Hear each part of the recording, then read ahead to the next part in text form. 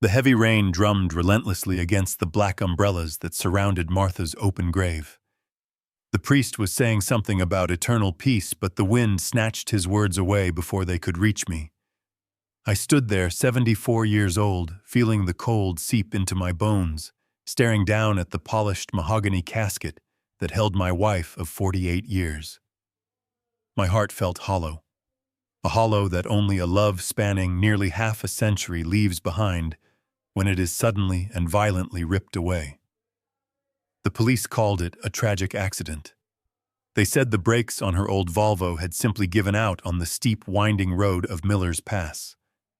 But Martha was not careless. She was a senior auditor, a woman who calculated every risk and never left anything to chance. As the first shovel of wet earth hit the casket with a sickening thud, I felt a vibration in my coat pocket. It was my phone.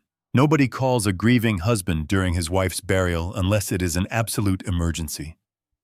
I pulled it out, shielding the screen from the rain. The caller ID flashed a name that made my pulse quicken. Victor Thorne. He was the director of the private wealth management firm where Martha had worked for decades.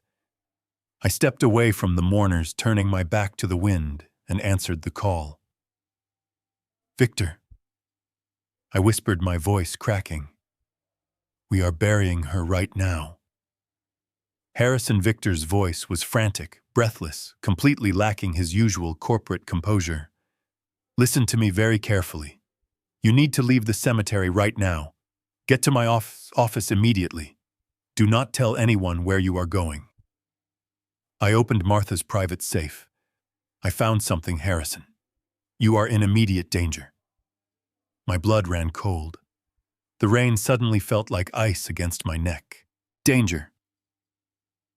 Victor. What are you talking about? What did you find? I cannot say it over the phone. He stammered, his words rushing together in a panicked blur. Just get here. And Harrison, do not tell your family. Do not trust anyone. Just come. The line went dead. I stood frozen, the phone still pressed to my ear. Do not tell your family. The words echoed in my mind louder than the storm around me. I turned my gaze slowly toward the crowd of mourners. My eyes searched for my son Derek. He was 42, the pride of my life, the boy I had sold my $5 million engineering firm to support when his real estate business hit rock bottom. He was supposed to be standing right beside me, comforting the guests, holding his wife Natalie's hand. But as I scanned the sea of black coats and dark umbrellas, Derek was nowhere to be found. I did not wait for the burial to finish. I quietly slipped away from the grave, ignoring the confused glances of a few extended relatives, and got into my truck. I slammed the door, my hands trembling as I gripped the steering wheel. Victor's frantic warning replayed in my head on an endless loop. Martha had always told me that coincidences were just lazy math. She never believed in them. And now, standing over her grave, neither did I. The drive to Victor's office usually took 20 minutes, but in the blinding rain, it felt like an eternity. The windshield wipers frantically beat back the downpour, but they could not clear the fog of dread settling over my mind. I thought about the last few weeks, the missing financial statements, the strange phone calls Derek had been taking in the middle of the night, the way Natalie, my daughter-in-law, had insisted on pouring my coffee every morning with a smile that never quite reached her eyes. I had brushed it all off as grief and stress, but Victor's phone call had just ignited a dark, terrifying suspicion in the pit of my stomach. I pulled into the underground parking garage of Victor's office building. The fluorescent lights flickered overhead, casting long, eerie shadows across the concrete pillars. The building was mostly empty due to the weekend. I took the elevator to the 14th floor. The ping of the doors opening sounded unnaturally loud in the silent hallway. I stepped out, my boots squeaking on the polished marble floor. The hallway was dimly lit. Victor's office was at the very end of the corridor. As I turned the corner, I stopped dead in my tracks. My breath caught in my throat.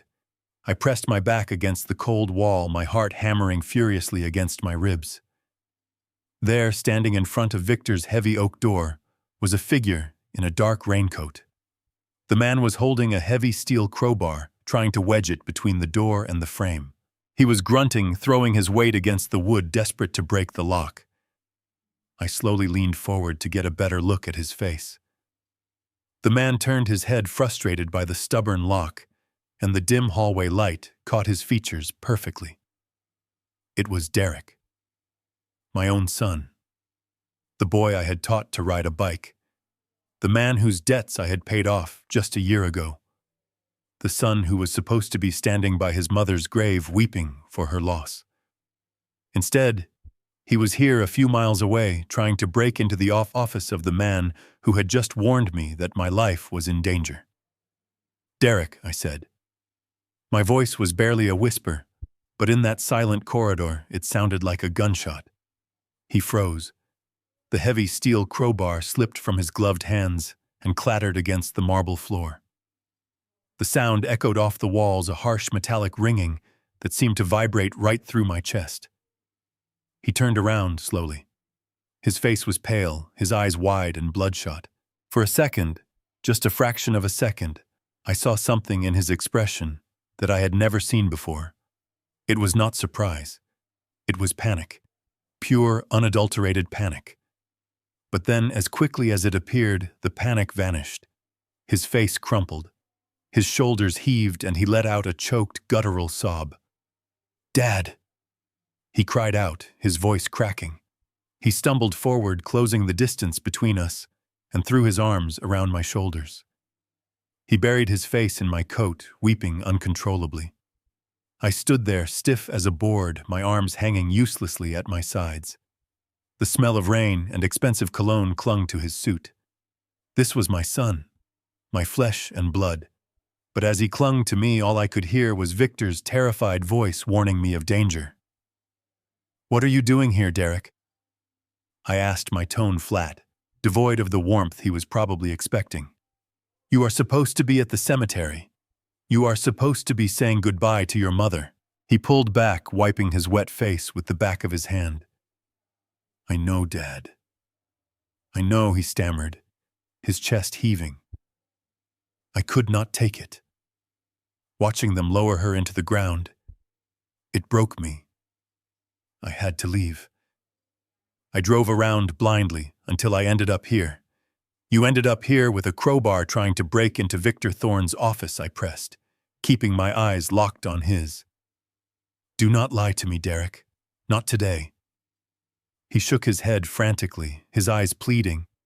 "I am not lying, Dad. It is about Mom.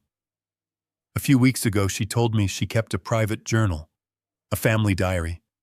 She said it had all her favorite memories of us, stories about my childhood. Things she wanted to pass down to my kids one day. She told me she kept it in her personal lockbox inside Victor's office safe." He took a ragged breath, looking down at his shoes, before meeting my gaze again. "When I called Victor this morning to ask for it, he was completely dismissive. He told me the safe was company property and I had no right to it. He refused to give it to me, Dad. I just wanted something of hers to hold on to today. I was not trying to steal money. I just wanted my mother's words. I am so sorry." I lost my mind with grief. I looked at him. The tears streaming down his cheeks looked so real. His voice held the exact pitch of a broken, grieving son. And a large part of me, the part that had been a father for 42 years, desperately wanted to believe him. You see, parents have a blind spot when it comes to their children. We will ignore a mountain of red flags if it means preserving the image of the child we raised. 5 years ago, Derek came to me in tears, just like this. His commercial real estate business was on the brink of total collapse. He had made bad investments, trusted the wrong developers, and was facing bankruptcy and potential fraud charges. Martha and I had spent 30 years building my structural engineering firm from a single desk in our garage to a company worth $5 million. It was our retirement, our legacy, but he was my son, so I sold the firm. I took the $5 million, paid off his massive debts, and injected the rest into his company to keep him afloat. Martha was hesitant, but I convinced her. We had enough saved to live comfortably, and I could not watch my own boy lose everything. I had spent my entire life fixing broken structures, and I believed I could fix his broken life too. I wanted to believe that the boy standing in front of me now was just hurting, just making a foolish mistake out of love for his mother. "Put the crowbar away," I said quietly. My voice felt heavy, like I was speaking through a mouthful of sand.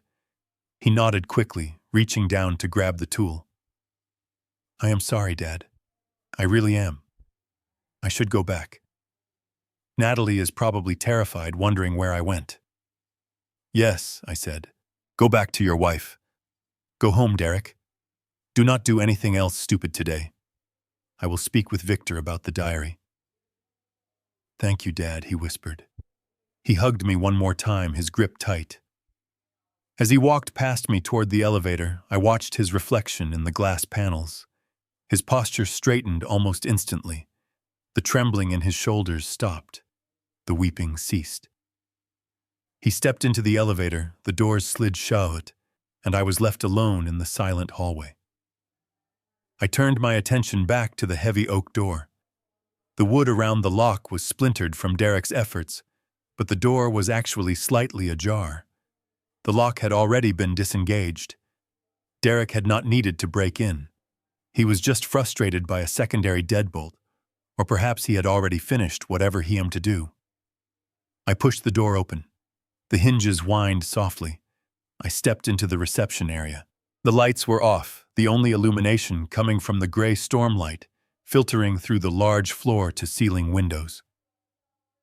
"Victor," I called out. My voice was steady, but my hands were shaking.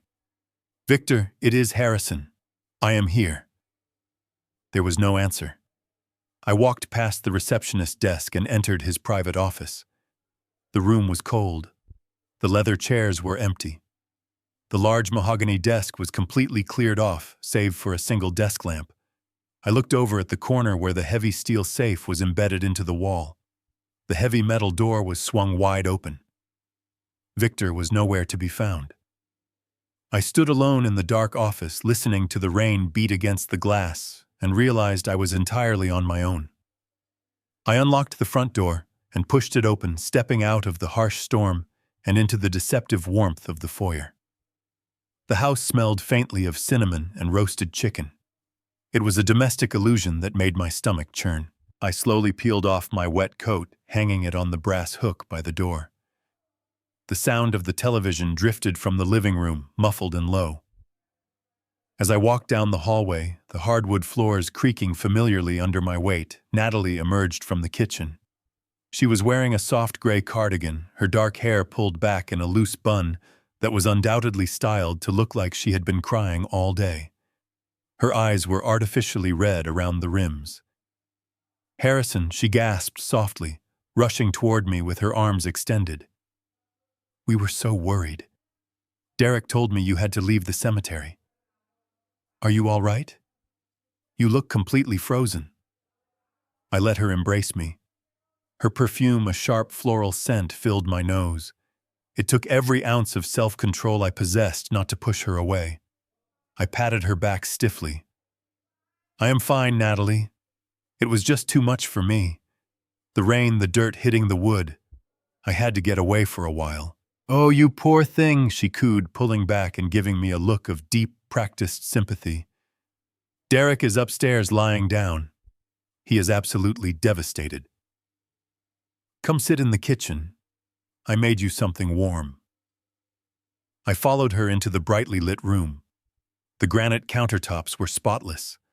On the center island sat a steaming ceramic mug and a thick stack of stapled papers with a sleek silver pen resting on top.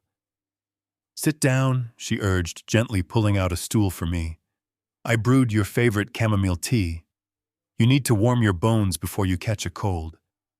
And I hate to even bring this up right now, but the funeral director sent over these release forms." I slid onto the stool, my eyes fixed on the mug. Small tendrils of steam rose from the pale yellow liquid. The words from Victor's note flashed in my mind. like a neon sign in a dark room. Do not eat what they give you. I looked at Natalie. She was smiling, but it was a tight, expectant smile. Her gaze flickered briefly from my face to the mug, then to the papers. They need your signature tonight, she explained, her voice dropping to a soft, apologetic whisper. It is just standard paperwork to finalize the burial plot and release the funds to the church. Derek tried to handle it, but since you are the primary account holder, they need your direct authorization. It will only take a second, and then you can go up to bed and rest. I nodded slowly, reaching out and wrapping my cold hands around the warm mug. The heat seeped into my palms, but the chill in my blood remained. I brought the cup close to my face, inhaling the scent. Beneath the sweet, earthy aroma of the chamomile, there was something else. A faint, chalky undertone that I would have never noticed if I had not been looking for it. I lowered the mug without taking a sip. Let me just look these over, I said, reaching into my shirt pocket. I patted my chest, then my pants pockets, adopting a look of mild confusion. Oh, bother. I seem to have left my reading glasses in the truck. Natalie reached across the island and gently tapped the papers with her manicured fingernail. You do not even need to read them, Harrison. It is all standard legal jargon. Just sign at the bottom where the sticky notes are. We want to get this out of the way so you can focus on healing. I cannot sign anything without my glasses, Natalie. I insisted, keeping my voice gentle but firm. My eyes are not what they used to be. I brought the papers closer to my face, squinting hard. I held the thick packet a few inches from my nose, pretending to struggle with the blurry text. But my vision, while certainly aging, was not completely gone.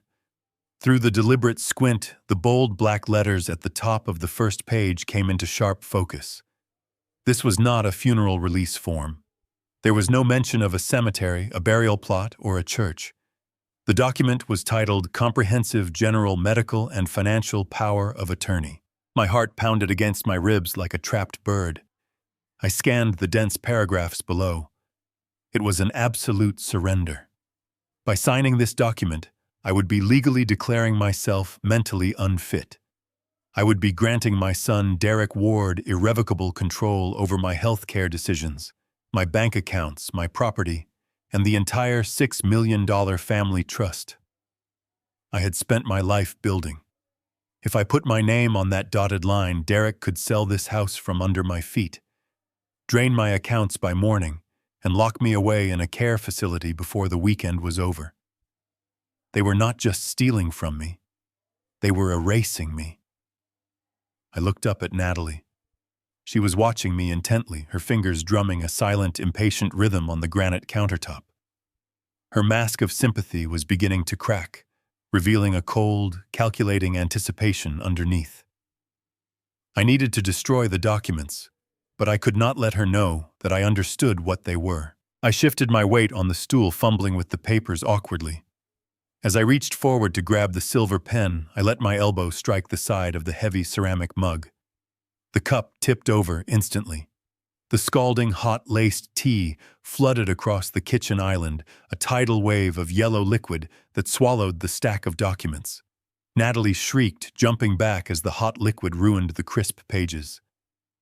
"Oh, I am so incredibly sorry, Natalie," I gasped frantically, grabbing a handful of paper towels from the counter. I clumsily dabbed at the soaked documents, ensuring I smeared the dark ink. My aging hands just betrayed me. I am simply exhausted tonight. Natalie stood there in utter silence, staring at the completely ruined paperwork. The warm mask of the sweet, grieving daughter-in-law vanished instantly. Her jaw clenched so tightly. A small muscle ticked near her left eye.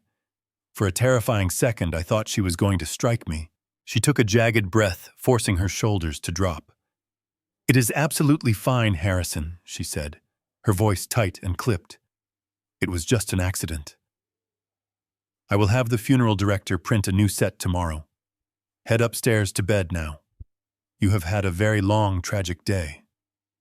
I nodded meekly, keeping my head bowed to hide the sudden, sharp clarity in my eyes. I bid her good night, and slowly made my way up the stairs. I walked into the large master suite I had shared with Martha for several decades. The sweet scent of her vanilla lotion still lingered. I did not turn on the lights. I simply took off my shoes, climbed onto the mattress, and sat quietly in the suffocating darkness. I sat perfectly still for hours, carefully listening to the ambient sounds of the house. The cold wind howling, the distant refrigerator hum. I needed to know exactly what I was up against. If Derek was truly willing to kill his own mother, there was absolutely no limit to what he would do. I had to gather information. I had to become a ghost. Around midnight, I finally heard the heavy thud of Derek's footsteps coming up from the basement, followed by the soft murmur of his voice blending with Natalie's in the kitchen, directly below my room. They were whispering. I slowly pushed myself off the bed. My thick wool socks would muffle my footsteps against the hardwood floors. I crept out of my bedroom, moving with a cautious grace I had not needed since my days as a young engineer. I knew which floorboards groaned and which ones remained silent. I moved down the hallway, pressing my back against the plastered wall. The only light came from the pale moonlight filtering through the storm clouds. As I reached the staircase, the voices from the kitchen became clearer. I descended the stairs one by one, pausing to listen. "He ruined the papers, Derek." Natalie was hissing, her voice vibrating with a frantic, unhinged panic. "He knocked over that stupid tea on purpose, I swear it." He looked right at me. "He knows something is wrong." "Keep your voice down, Natalie," Derek snapped. His tone was cold, flat, and completely devoid of the weeping, pathetic boy I had seen in the hallway outside Victor's office. "You are being paranoid. He is 74 years old, and he just buried his wife. He is confused, clumsy, and half-blind without his glasses. He does not know anything. He is exactly where we need him to be." "Well, where we need him to be is in a lockdown facility with his name signed on that power of attorney," she fired back. "We are running out of time. The loan sharks called again while you were at the office building. They are giving us until the end of the month. If we do not wire them $2 million by the 30th, they are not going to send another warning text. They are going to show up at our front door." My chest tightened. $2 million. The sheer scale of his debt was staggering. He had not just made bad investments. He had gotten involved with dangerous, violent people. And he was using my life savings to buy his way out of a grave he dug himself. "I will handle the money," Derek said, his voice dropping to a dangerous, icy register. "You just need to handle the old man. I told you the doctor is coming on Friday at 4 o'clock. We only have a few days to make sure his medical evaluation is completely convincing." "I am trying," Natalie argued, "but the tea trick is too slow. He did not even drink it tonight. What if he refuses to eat what I cook? What if the symptoms do not present strongly enough when the doctor gets here?" "Then stop playing games with the tea," Derek commanded. "Just double his dosage. Crush the pills directly into his oatmeal in the morning. Put it in his soup at dinner. I do not care if it makes him sick. I do not care if it melts his brain faster. He needs to be completely out of his mind, practically catatonic, by Friday afternoon. The doctor needs to see a man who cannot even remember his own name, let alone manage a $6 million estate." I stood frozen on the staircase, my hand tightly gripping the wooden banister to keep my knees from buckling. The sheer, calculated evil of their conversation washed over me like a bucket of ice water. They were not waiting for me to pass away. They were actively destroying my cognitive function. They were feeding me antipsychotics or sedatives, trying to artificially induce the symptoms of severe dementia. They wanted to erase my memories, my personality, and my dignity. They wanted to turn me into a helpless, drooling shell of a man so a corrupt doctor would quickly declare me legally incompetent. That was their grand strategy. Lock me in a psychiatric ward, take control of the family trust, and leave me to rot away in a chemically induced fog while they freely spent my entire life savings. I turned around and silently crept back up the stairs, my blood running absolutely cold. I knew right then that I had less than 1 week to save my very own life. The sun rose the next morning, casting a pale, cold light through the sheer curtains of my bedroom. I had not slept a single minute. My eyes burned and my chest felt tight, but my mind was sharper than it had been in years. The paralyzing grief of losing Martha had been violently replaced by an icy, calculated instinct to survive. Long before I was a wealthy business owner, long before I was a husband or a father, I was a structural engineer in the United States Army. I spent 2 tours in Vietnam, building bridges under the cover of darkness and dismantling enemy traps where a single millimeter of error meant instant death. The military taught me that panic is a luxury you cannot afford in a war zone. Patience and precision are your only true weapons. And make no mistake, my own home had just become a war zone. I knew I could not confront Derek and Natalie right now. If I showed any sign of knowing their plan, they would simply accelerate it. I had to play the part they had written for me. I had to become the helpless, declining old man they desperately needed me to be. I slowly got out of bed, purposely leaving my hair uncombed and my pajama shirt partially untucked. I shuffled down the stairs, dragging my feet against the hardwood to make my steps sound heavy and uncertain. When I reached the kitchen, the smell of brown sugar and cinnamon filled the air. Natalie was standing by the stove, humming a cheerful pop song. She turned around, a bright, completely manufactured smile plastered across her face. "Good morning, Harrison," she chimed in, wiping her hands on a floral apron. "Did you sleep well? I prepared a nice warm bowl of oatmeal for you." I stood in the doorway, letting my shoulders slump. I stared at her blankly for a long moment, allowing my mouth to hang open slightly, before I answered. "Where is Martha?" I murmured, keeping my voice raspy and confused. "Why is she not making breakfast?" Natalie's smile faltered for just a fraction of a second, a flicker of genuine annoyance crossing her features, before she smoothed it back into fake pity. "Oh, Harrison," she cooed, walking over and placing a gentle hand on my arm. "Martha passed away, remember? We had the funeral yesterday. You just need to sit down and eat. You will feel much better." She guided me to the island stool and placed a steaming ceramic bowl in front of me. Next to the bowl sat a small plastic cup containing my daily blood pressure medication, but there were 3 new unmarked white capsules mixed in. I stared at the pills, letting my hands develop a severe visible tremor. "What are these?" I asked, my voice quivering perfectly. My hands shook so violently that when I reached for the plastic cup, I accidentally knocked it over, spilling the pills across the granite countertop. "Oh goodness, let me help you." Natalie sighed, her tone dripping with thinly veiled irritation. She scooped the pills back into the cup. "Those are your new vitamins. The doctor said you need them for your memory. Take them with your oatmeal. I need to go upstairs and wake Derek. Eat every bite, Harrison. It is important for your health." She turned on her heel and marched out of the kitchen, her footsteps fading up the staircase. The moment she was out of sight, my trembling hands became completely still. I moved with swift, silent precision. I reached into the pocket of my pajama pants and pulled out 3 white peppermint breath mints I had retrieved from my travel bag earlier that morning. They were roughly the same size and shape as the mysterious capsules. I quickly scooped up the 3 unmarked pills from the counter, shoving them deep into my pocket to save for later analysis. I placed the mints into the little cup alongside my actual blood pressure pill. Then I turned my attention to the steaming bowl of oatmeal.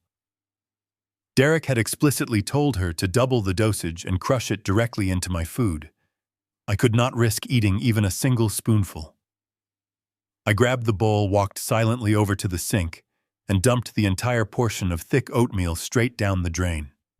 I turned on the faucet running the hot water and flipped the switch for the garbage disposal. The machine roared to life violently, grinding away the poisoned breakfast. To make it look convincing, I grabbed a spoon, smeared a tiny bit of the remaining oatmeal residue around the inside edges of the bowl, and set it back on the kitchen island alongside the empty plastic pill cup. I sat back down on the stool, chewed up my blood pressure pill and the 3 breath mints, and waited. When Natalie returned to the kitchen 10 minutes later, she glanced at the empty bowl and the empty cup. A look of profound satisfaction washed over her face. "Good job, Harrison," she praised me as if she were speaking to a toddler. "Now why do you not go sit in the recliner and watch some television?" I spent the day staring blankly at the television, playing the fool, while meticulously planning my survival. The poisoned pills hidden in my pocket were undeniable proof, but I needed allies. When night finally fell, I waited until the clock struck 2 in the morning. The house was completely silent. Derek and Natalie slept upstairs, certain I was heavily sedated. I dressed quickly in dark clothes. Bypassing the alarmed doors, I crept down into the unfinished basement.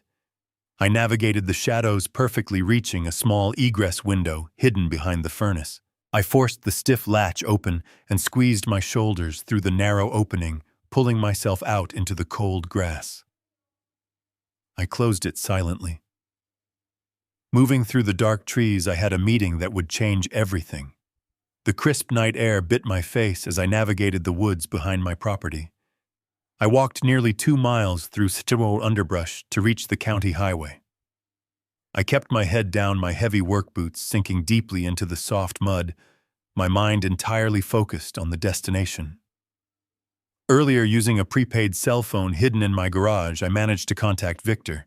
He gave me an address on the outskirts of town. I reached the wood's edge and stepped onto the highway.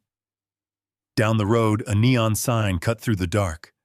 The motel was a place where people went to disappear. I pulled my collar up and hurried across the lot. I found room number 12 at the very back of the single-story building. I knocked 3 times, paused, and knocked twice more as we had agreed. I heard the scrape of a deadbolt, then the rattle of a chain. The door cracked open just an inch. A tired, bloodshot eye peered out at me from the shadows. The door swung open, and I stepped into the stale, musty air of the cheap motel room. Victor quickly locked the door behind me. I barely recognized him. The man who usually wore bespoke Italian suits and immaculate silk ties was standing before me in a wrinkled dress shirt, his tie undone, his face covered in a thick layer of pale, uneven stubble. He looked entirely broken. "Thank God you made it," Victor breathed out. "I did not know if they were watching your house. I feared you were already trapped." I took a deep breath. "I am out, Victor, but I do not have much time. They think I am sedated, but I must return before sunrise. Tell me exactly what is going on. Tell me what you found in my wife's safe." Victor walked over to a small, wobbly laminate table sitting under a dim lamp. On top of the table was a battered leather briefcase. He clicked the brass locks open with trembling fingers. "Harrison, I need you to brace yourself," he said softly, not meeting my eyes. "When you sold your engineering firm to bail Derek out 5 years ago, you thought he just made some poor real estate investments. We all did. The market was tough, and young developers make mistakes. That is what he sold to us, and that is what we bought." Victor pulled a thick stack of manila folders from the briefcase and laid them flat under the yellow light. But Martha was the sharpest auditor I have ever employed in my entire 30-year career. She never took anything at face value. A few months ago, she noticed some irregularities in the quarterly reports Derek was submitting to the family trust. Small things at first. Discrepancies in material costs, odd billing cycles for his construction contractors. She decided to do a quiet independent audit of his business accounts. I stepped closer to the table, my eyes scanning the dense spreadsheets and highlighted bank statements. What did she find, Victor? I demanded, my voice hardening. Victor let out a long, heavy sigh. Derek is not a failed real estate developer, Harrison. He is a highly successful money launderer.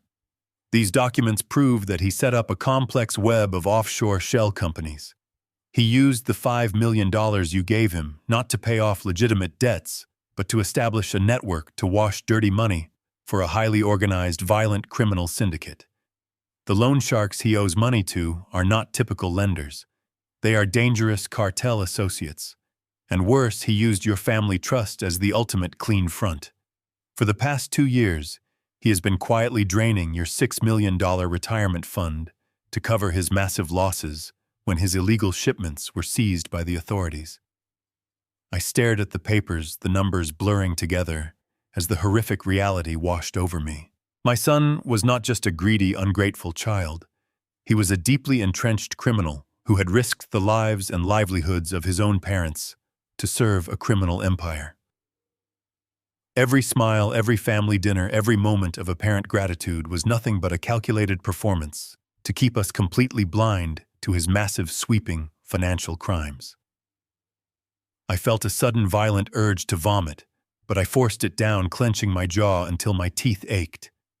He stole everything, I whispered, staring at my own forged signature on dozens of wire transfer authorizations. He stole much more than your money. Harrison Victor said, his voice dropping to a devastated whisper. He handed me one final thin red folder. I opened it. Inside was a printed email and a calendar printout. Martha did not just discover the fraud, Victor explained, tears finally welling in his bloodshot eyes. She documented every single shell company, every forged signature, and every illegal wire transfer. She built an airtight, undeniable criminal case against your son. And because she knew the local police might be compromised or simply unequipped to handle a federal crime of this magnitude, she bypassed them entirely. I looked at the printed email. It was addressed to a senior agent at the Federal Bureau of Investigation in the White-Collar Crime Division. The subject line read, "Urgent evidence of severe wire fraud and money laundering." I looked at the timestamp on the email. It was sent exactly 3 days before she died. Victor placed a shaking hand on my shoulder. She was not just going to the police, Harrison. She had an official confirmed appointment to hand over this exact briefcase to the FBI in federal court. That appointment was scheduled for the very morning she drove her car off the cliff at Miller's Pass. Derek did not just cut her brakes to stop an audit. He murdered his own mother because she was exactly 48 hours away from sending him to federal prison for the rest of his natural life. I stood perfectly still in that damp, dimly lit motel room, the printed email slipping from my trembling fingers and fluttering to the stained carpet below. Murdered. My wife was murdered by the boy she had carried in her womb, the boy whose debts I had drained my savings to pay. I expected the tears to come. I expected my knees to buckle under the crushing weight of a sorrow so immense it should have stopped my heart. But the tears did not fall. The grief that had suffocated me suddenly evaporated, replaced by something entirely different. A cold, quiet, and terrifying stillness washed over my mind. It was a dark, calculated rage, the kind of absolute fury that does not scream, but simply waits in the shadows, sharpening its knives. I looked up at Victor. His eyes were wide with a mixture of profound sorrow and genuine fear as he watched my expression change.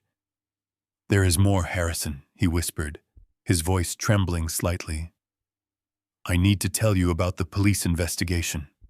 I need you to know exactly how he managed to make a blatant murder look like a tragic accident." I nodded slowly, my jaw clenched so tightly my teeth ached. "Tell me everything, Victor. Leave nothing out." Victor pulled another folder from the battered leather briefcase. It was a thin gray file containing bank statements and a printed background check. "It is about Detective Mitchell," Victor explained, tapping a glossy photograph of the uniformed officer who had stood in my living room and delivered the news of Martha's death. When her car went off the cliff, Mitchell was the lead investigator assigned to the crash site. He officially signed off on the mechanical failure report, stating that the brake fluid lines had ruptured due to natural wear and tear. He completely ruled out foul play. I stared at the photograph, remembering the solemn, practiced look of sympathy he had worn in my house. How did Derek get to him? I asked, my voice completely devoid of emotion. Mitchell has a severe gambling addiction, Victor revealed, sliding a highlighted bank statement across the table. He owed hundreds of thousands of dollars to an illegal sports betting ring. He was facing the loss of his badge, his pension, and potentially his life. Derek knew this. 2 days after your wife's car was pulled from the ravine, a wire transfer of exactly $100,000 was deposited into an offshore account registered to Mitchell's brother-in-law. The very next morning, Mitchell closed the investigation, sealed the wreckage, and stamped the coroner's report as an accidental death. He sold his badge and your wife's justice for $100,000. The sheer mechanics of the betrayal were staggering. My son had orchestrated a flawless execution. He had identified the one person who could expose his crimes, hired a mechanic to sever the brake lines, and preemptively purchased the investigating officer to ensure the murder was buried forever. He had built a fortress of lies, and he was currently sleeping under my roof, waiting to lock me in a psychiatric ward so he could claim his final prize. Victor watched me closely. "Harrison, what are we going to do?" he asked in a panic. "We cannot go to the local police. Mitchell will intercept any report we make. If we go to the FBI, without absolute proof of the murder plot, Derek will know. He will accelerate his timeline. He will have you committed by Friday, and I will likely end up dead. We are completely trapped." I reached down and picked up the email, placing it into my coat pocket. "We are not trapped, Victor," I said quietly. My voice sounded foreign to my own ears, stripped of the warmth of the man I used to be. "Derek thinks he is dealing with a senile old man. He thinks I am an open wallet waiting to be emptied. He has forgotten who raised him. He has forgotten what I did before I sat behind a desk." I turned and walked toward the door. "You stay hidden, Victor. Do not contact anyone. I am going back to play my part. Let them think the drugs are working. Let them think they have won." I stepped out into the freezing night, walking to the edge of the motel parking lot. Under the flickering neon sign, I pulled out a prepaid cell phone. I punched in a number I had memorized decades ago, belonging to a man who lived his life in the shadows. The line rang 3 times before a deep, gravelly voice answered. "Yeah," the voice grunted. "Garrett," I said, staring out into the dark highway. "It is Harrison Ward." There was a long pause. "Harrison," the voice replied, the gruffness softening. "It has been a long time, brother. I heard about Martha. I am so sorry." "I do not need your sympathy right now, Garrett," I said flatly. "I need your skills. I need the man you were in the jungle." Garrett Cole was an old military buddy, a man who had served alongside me in the worst combat zones imaginable. After the military, he became a highly specialized private investigator handling corporate espionage. He was a master of gathering dirt on people who thought they were untouchable. "What do you need?" Harrison Garrett asked, shifting into a hardened cadence. "My son murdered my wife," I told him, the words tasting like ash. "He bought a local police detective to cover it up, and now he is drugging me to steal my estate. I have 72 hours to build a steel trap and catch them all. I need you here by morning. Bring everything you have." "Consider it done," Garrett replied. I hung up the phone. The sadness was entirely gone now. I turned toward the dark woods, ready to return to the viper's nest. I slipped back through the basement window just as the first gray light of dawn began to bleed over the horizon. My muscles ached from the cold, but my mind was relentlessly sharp. I crept up the stairs and slipped back into my bed, pulling the covers up to my chin. When Natalie came in a few hours later with another bowl of laced oatmeal, I played my part perfectly. I stared blankly at the wall, knocked my spoon onto the floor, and discarded the pills the moment she turned her back. By 10 o'clock, Derek and Natalie were dressed in somber black clothing. They told me they were attending a memorial luncheon hosted by Martha's friends from the country club. Natalie gave me a condescending pat on the cheek, locked the front door, and their luxury SUV pulled out of the driveway. The moment the sound of their engine faded down the road, the facade dropped. I moved quickly through the house, unlocking the back patio door. 5 minutes later, a shadow detached itself from the tree line. Garrett Cole stepped onto the porch. He wore dark, stealthy clothing and carried a heavy black canvas duffel bag. His face was weathered, lined with the kind of hard miles you only earn in the worst corners of the world, but his eyes were exactly as sharp as I remembered. We did not exchange pleasantries. There was no time for small talk or reminiscing about our time in the service. He stepped inside, dropped the bag onto the hardwood floor, and unzipped it. The bag was filled with high-grade surveillance equipment, the kind of hardware you could not buy in a standard electronics store. He handed me a small schematic pad and asked for the layout of the house. I pointed out the kitchen, the main living area, and most importantly, Derek's home office on the second floor. We went to work with the silent, practiced efficiency of men who had done this 100 times before. Garrett started in the kitchen. He unscrewed the faceplate of the smoke detector above the island, carefully splicing a microscopic camera lens into the wiring so it would draw constant power from the house grid.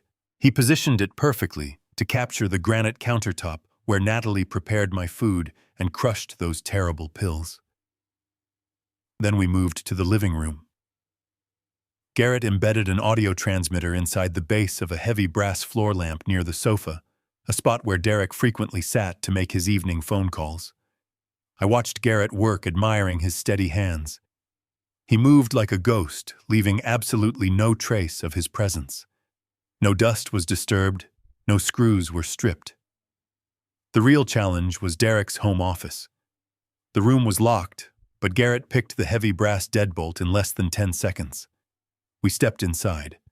The room smelled of expensive scotch and leather. A massive oak desk dominated the center of the space, carrying 3 large computer monitors. Garrett went straight for the tower unit sitting on the floor. He pulled a small black USB drive from his pocket, knelt and plugged it into the back of the machine. He explained in a low whisper that the program would silently copy every keystroke, every deleted file, and every hidden folder, transmitting the data directly to a secure server he had set up in his van miles away. While the computer transferred the data, Garrett climbed onto a leather chair to swap out the air conditioning vent cover, replacing it with an identical one that housed a wide-angle high-definition camera. We were moving on a tight schedule. Garrett's device beeped softly, indicating the data transfer from Derek's computer was nearly 60% complete. We had been in the house for barely 40 minutes. They were supposed to be at the luncheon for at least 3 hours. But the universe rarely respects a perfect plan. Suddenly, the harsh crunch of gravel echoed from the driveway. I froze. I stepped quietly toward the window and peeked through the heavy wooden blinds. Derek's black SUV was parked haphazardly near the front steps. He was alone. Natalie was nowhere in sight. The heavy thud of the front door slamming shut shook the floorboards. "He is inside," I hissed, my heart hammering violently against my ribs. "The data transfer," Garrett whispered back, his eyes glued to the glowing progress bar on the computer screen. "It needs 2 more minutes. We cannot pull the drive now, or it will corrupt the entire file system." Heavy, angry footsteps thundered on the stairs. Derek was not just walking. He was storming up the steps, and he was screaming. I could hear his voice echoing off the walls, laced with pure, unadulterated panic. "I told you I need until Friday," Derek roared into his cell phone. "Do you think I am lying to you? The old man is basically a vegetable. The doctor is going to sign the papers and the money will be yours. Just call your dogs off." The loud, heavy footsteps were finally at the top of the stairs, now heading straight for the office. Garrett quickly yanked the drive from the computer with a split second to spare.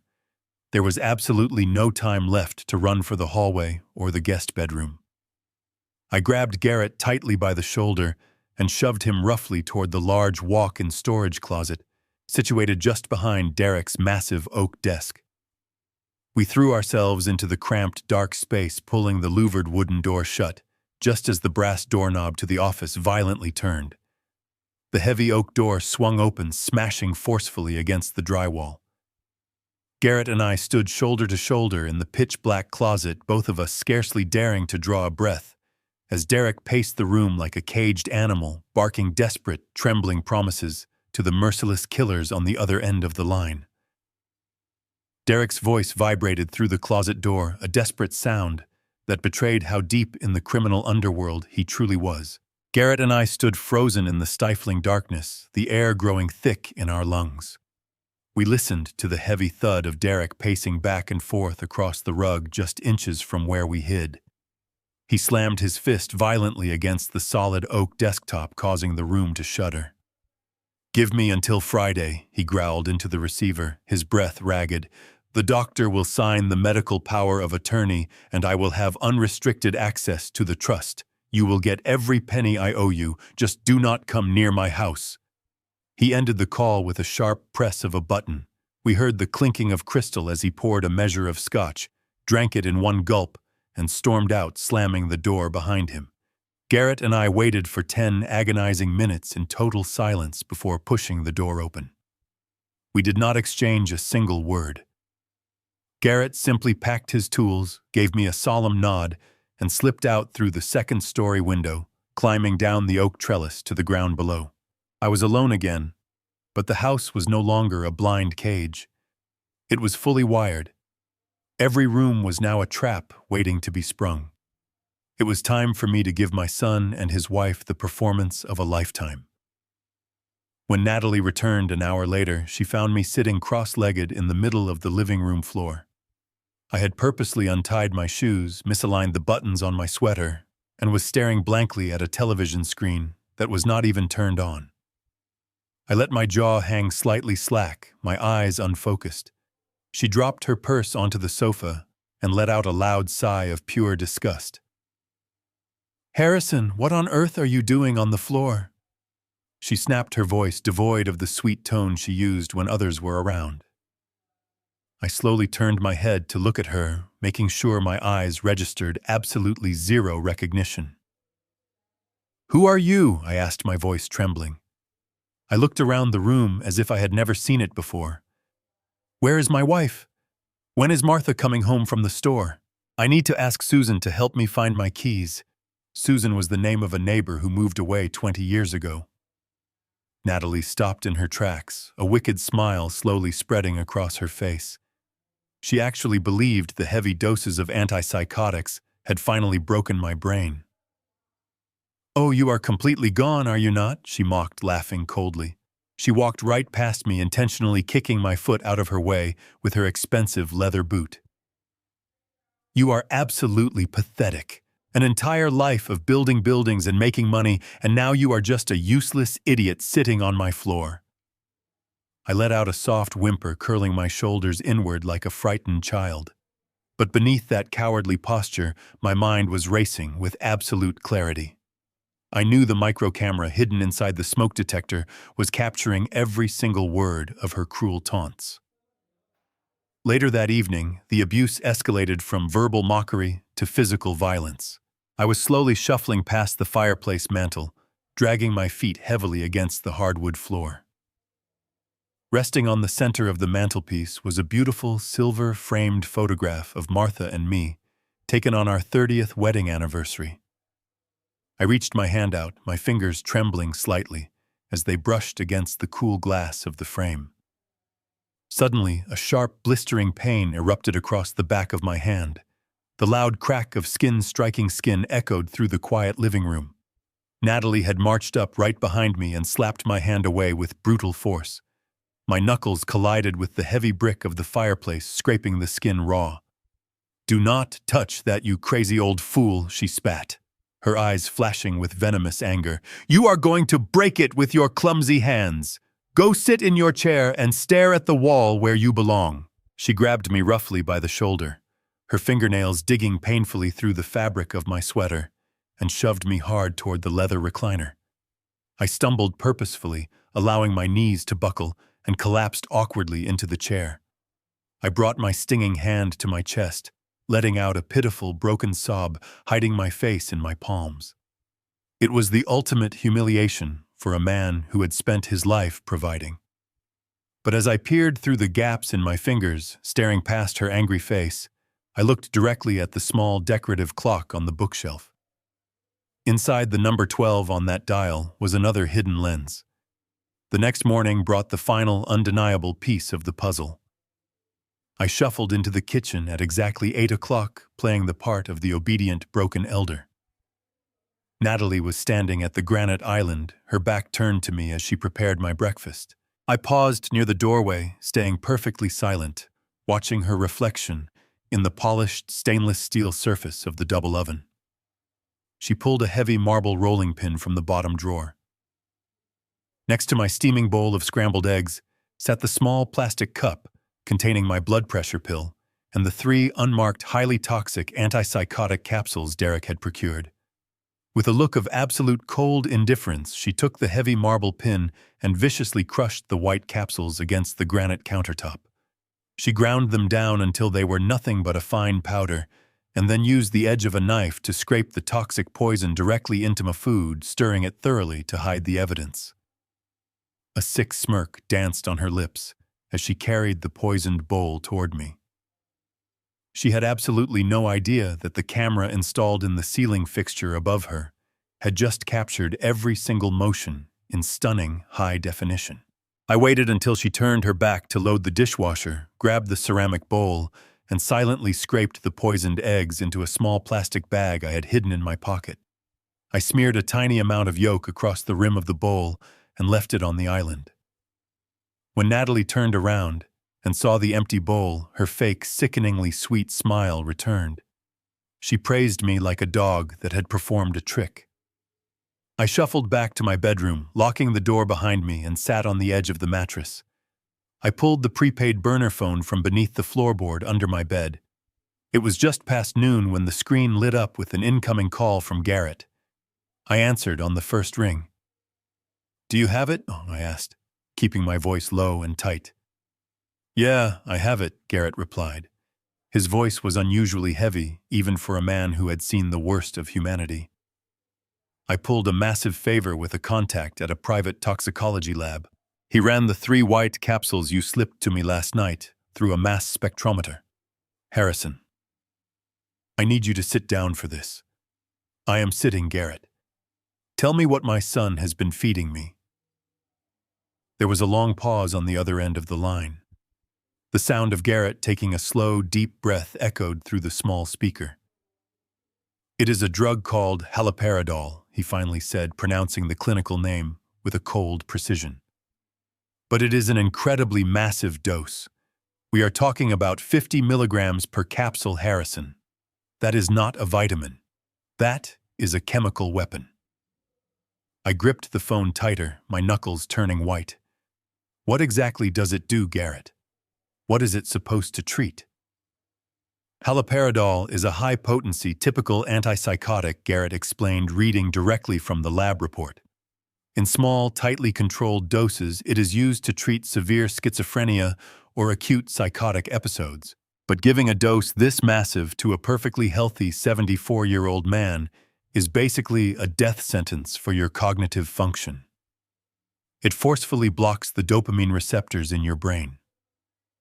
Within days of ingestion, a healthy person will start experiencing severe motor control loss. Your hands will shake uncontrollably. Your speech will become slurred and completely incoherent. You will lose short-term memory, become deeply confused about your surroundings, and stare blankly into space." "It mimics severe Alzheimer's disease," I whispered, the horrifying reality clicking into place like the final tumbler of a lock. "Exactly," Garrett confirmed, his voice laced with disgust. "It creates a picture-perfect textbook case of rapid-onset dementia. Any doctor who walks into that house and observes you under the influence of this chemical cocktail will immediately diagnose you as mentally incompetent. But it gets much worse, Harrison."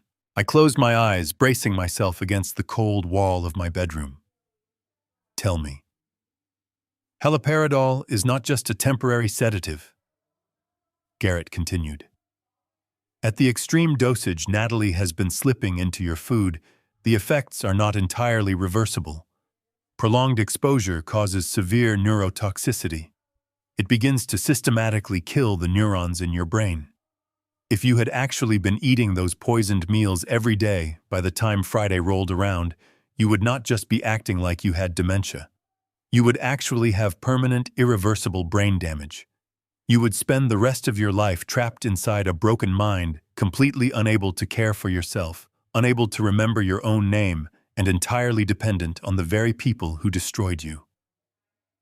The line fell silent. The only sound in the room was the heavy, ragged sound of my own breathing. I lowered the phone slightly, staring out the bedroom window at the gray, overcast sky. My mind raced back to the day Derek was born. I remembered holding him in the hospital room, looking down at his tiny, fragile hands, and promising to protect him from the cruelties of the world. I remembered working 16-hour shifts on construction sites in the freezing rain, saving every spare dollar so he could attend a prestigious private university without a single student loan. I gave him my youth, my energy, and my $5 million company. And in return, he was secretly feeding me a chemical designed to melt my brain. He was not just stealing my money. That would have been simple greed.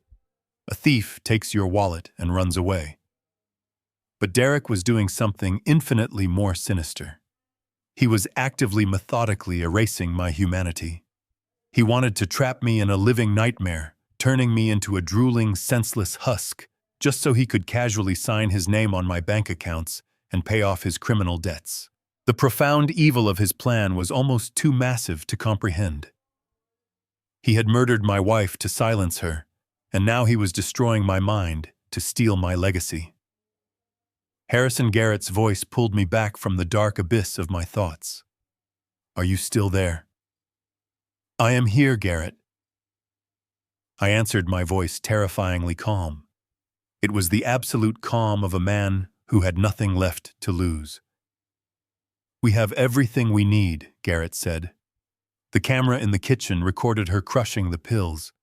The audio feed caught Derek ordering her to double the dosage. And now we have the toxicology report proving it is a lethal neurotoxic poison. This is premeditated attempted murder, Harrison. We can call the FBI right now. We can end this today. "No," I commanded softly. "If we arrest them now, Derek will hire the best defense lawyers in the state. He will claim he bought the wrong supplements. He will claim ignorance. He will drag this through the courts for years. And Detective Mitchell might catch wind of it and destroy the evidence regarding Martha's crash. We stick to the plan." "Are you absolutely sure you want to wait until Friday?" Garrett asked, clearly concerned for my safety. "I am completely sure," I replied. "They want to put on a show for this corrupt doctor. They want a grand finale where I am declared incompetent and they win the grand prize. I am going to give them their show. But I am writing the final act." I ended the call and slid the phone back under the floorboard. I stood up and walked over to the mirror hanging above the dresser. I looked at my reflection. The tired, grieving widower was completely gone. In his place stood a man forged in the fires of absolute betrayal. My son was trying to destroy my mind, but he had only succeeded in waking up a monster he could never hope to defeat. Friday was exactly 3 days away, and hell was coming with me.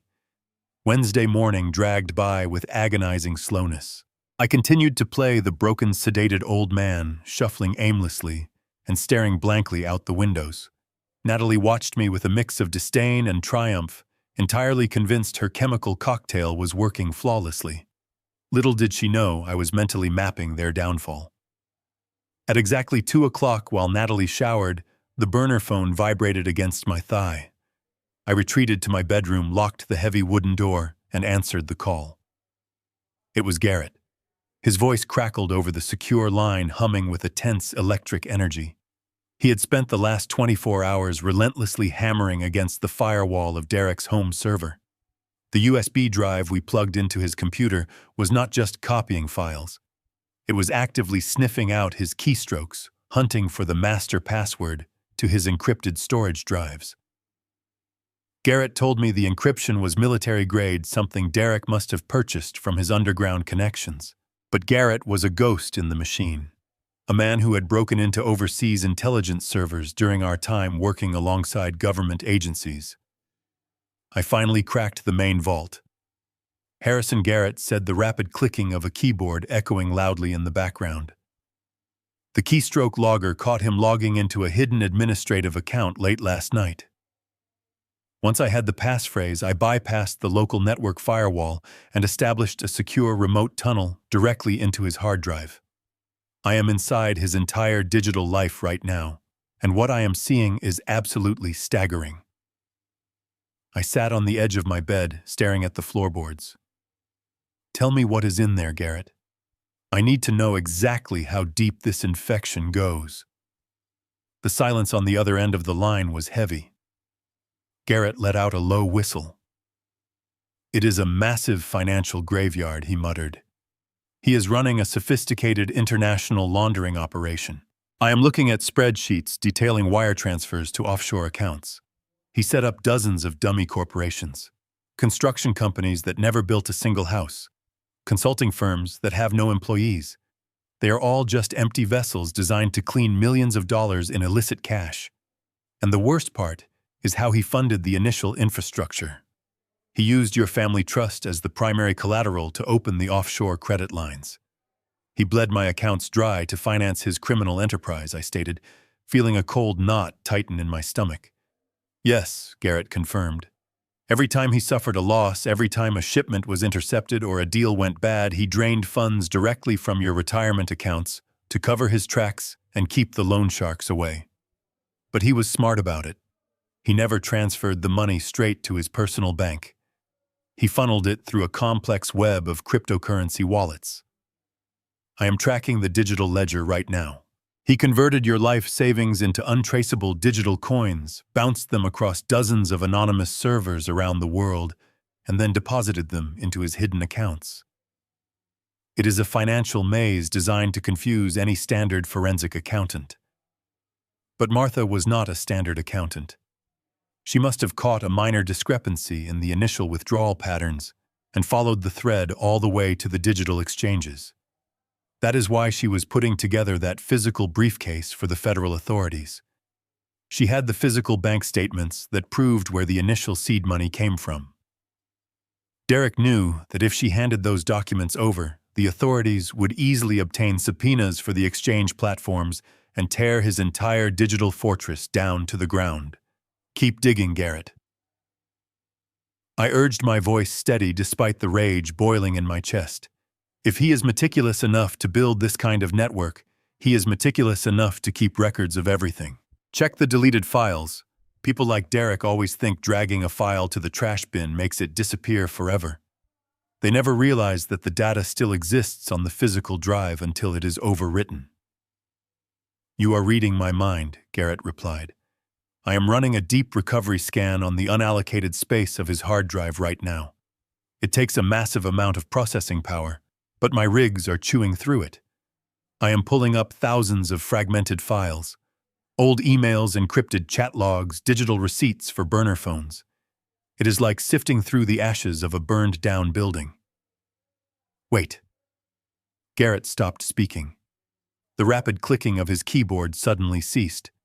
The silence stretched out thick and heavy with anticipation. Garrett. What is it? I demanded. Gripping the phone so tightly, my knuckles throbbed. What did you find? Give me a second, he murmured, his voice sounding distant, as if he was leaning close to his monitor. He had a secondary hidden partition on the drive. It was masked to look like a corrupted system folder. I just bypassed the permissions, Garrett continued. It is a completely isolated directory. There are no financial documents in here. It is just a single lonely folder tucked away in the darkest corner of his server. I felt a cold chill wash over my skin. What is inside the folder, Garrett? Tell me right now. I heard the faint click of a computer mouse. It is an audio file, Harrison. Just one single MP3 recording. The file size is small, maybe only 2 or 3 minutes long at most. But it is the file name that has my attention. My heart hammered against my ribs like a trapped animal desperate to escape. "Read the name," I ordered, my voice dropping to a harsh, unforgiving whisper. I heard Garrett swallow hard over the phone. "The metadata shows.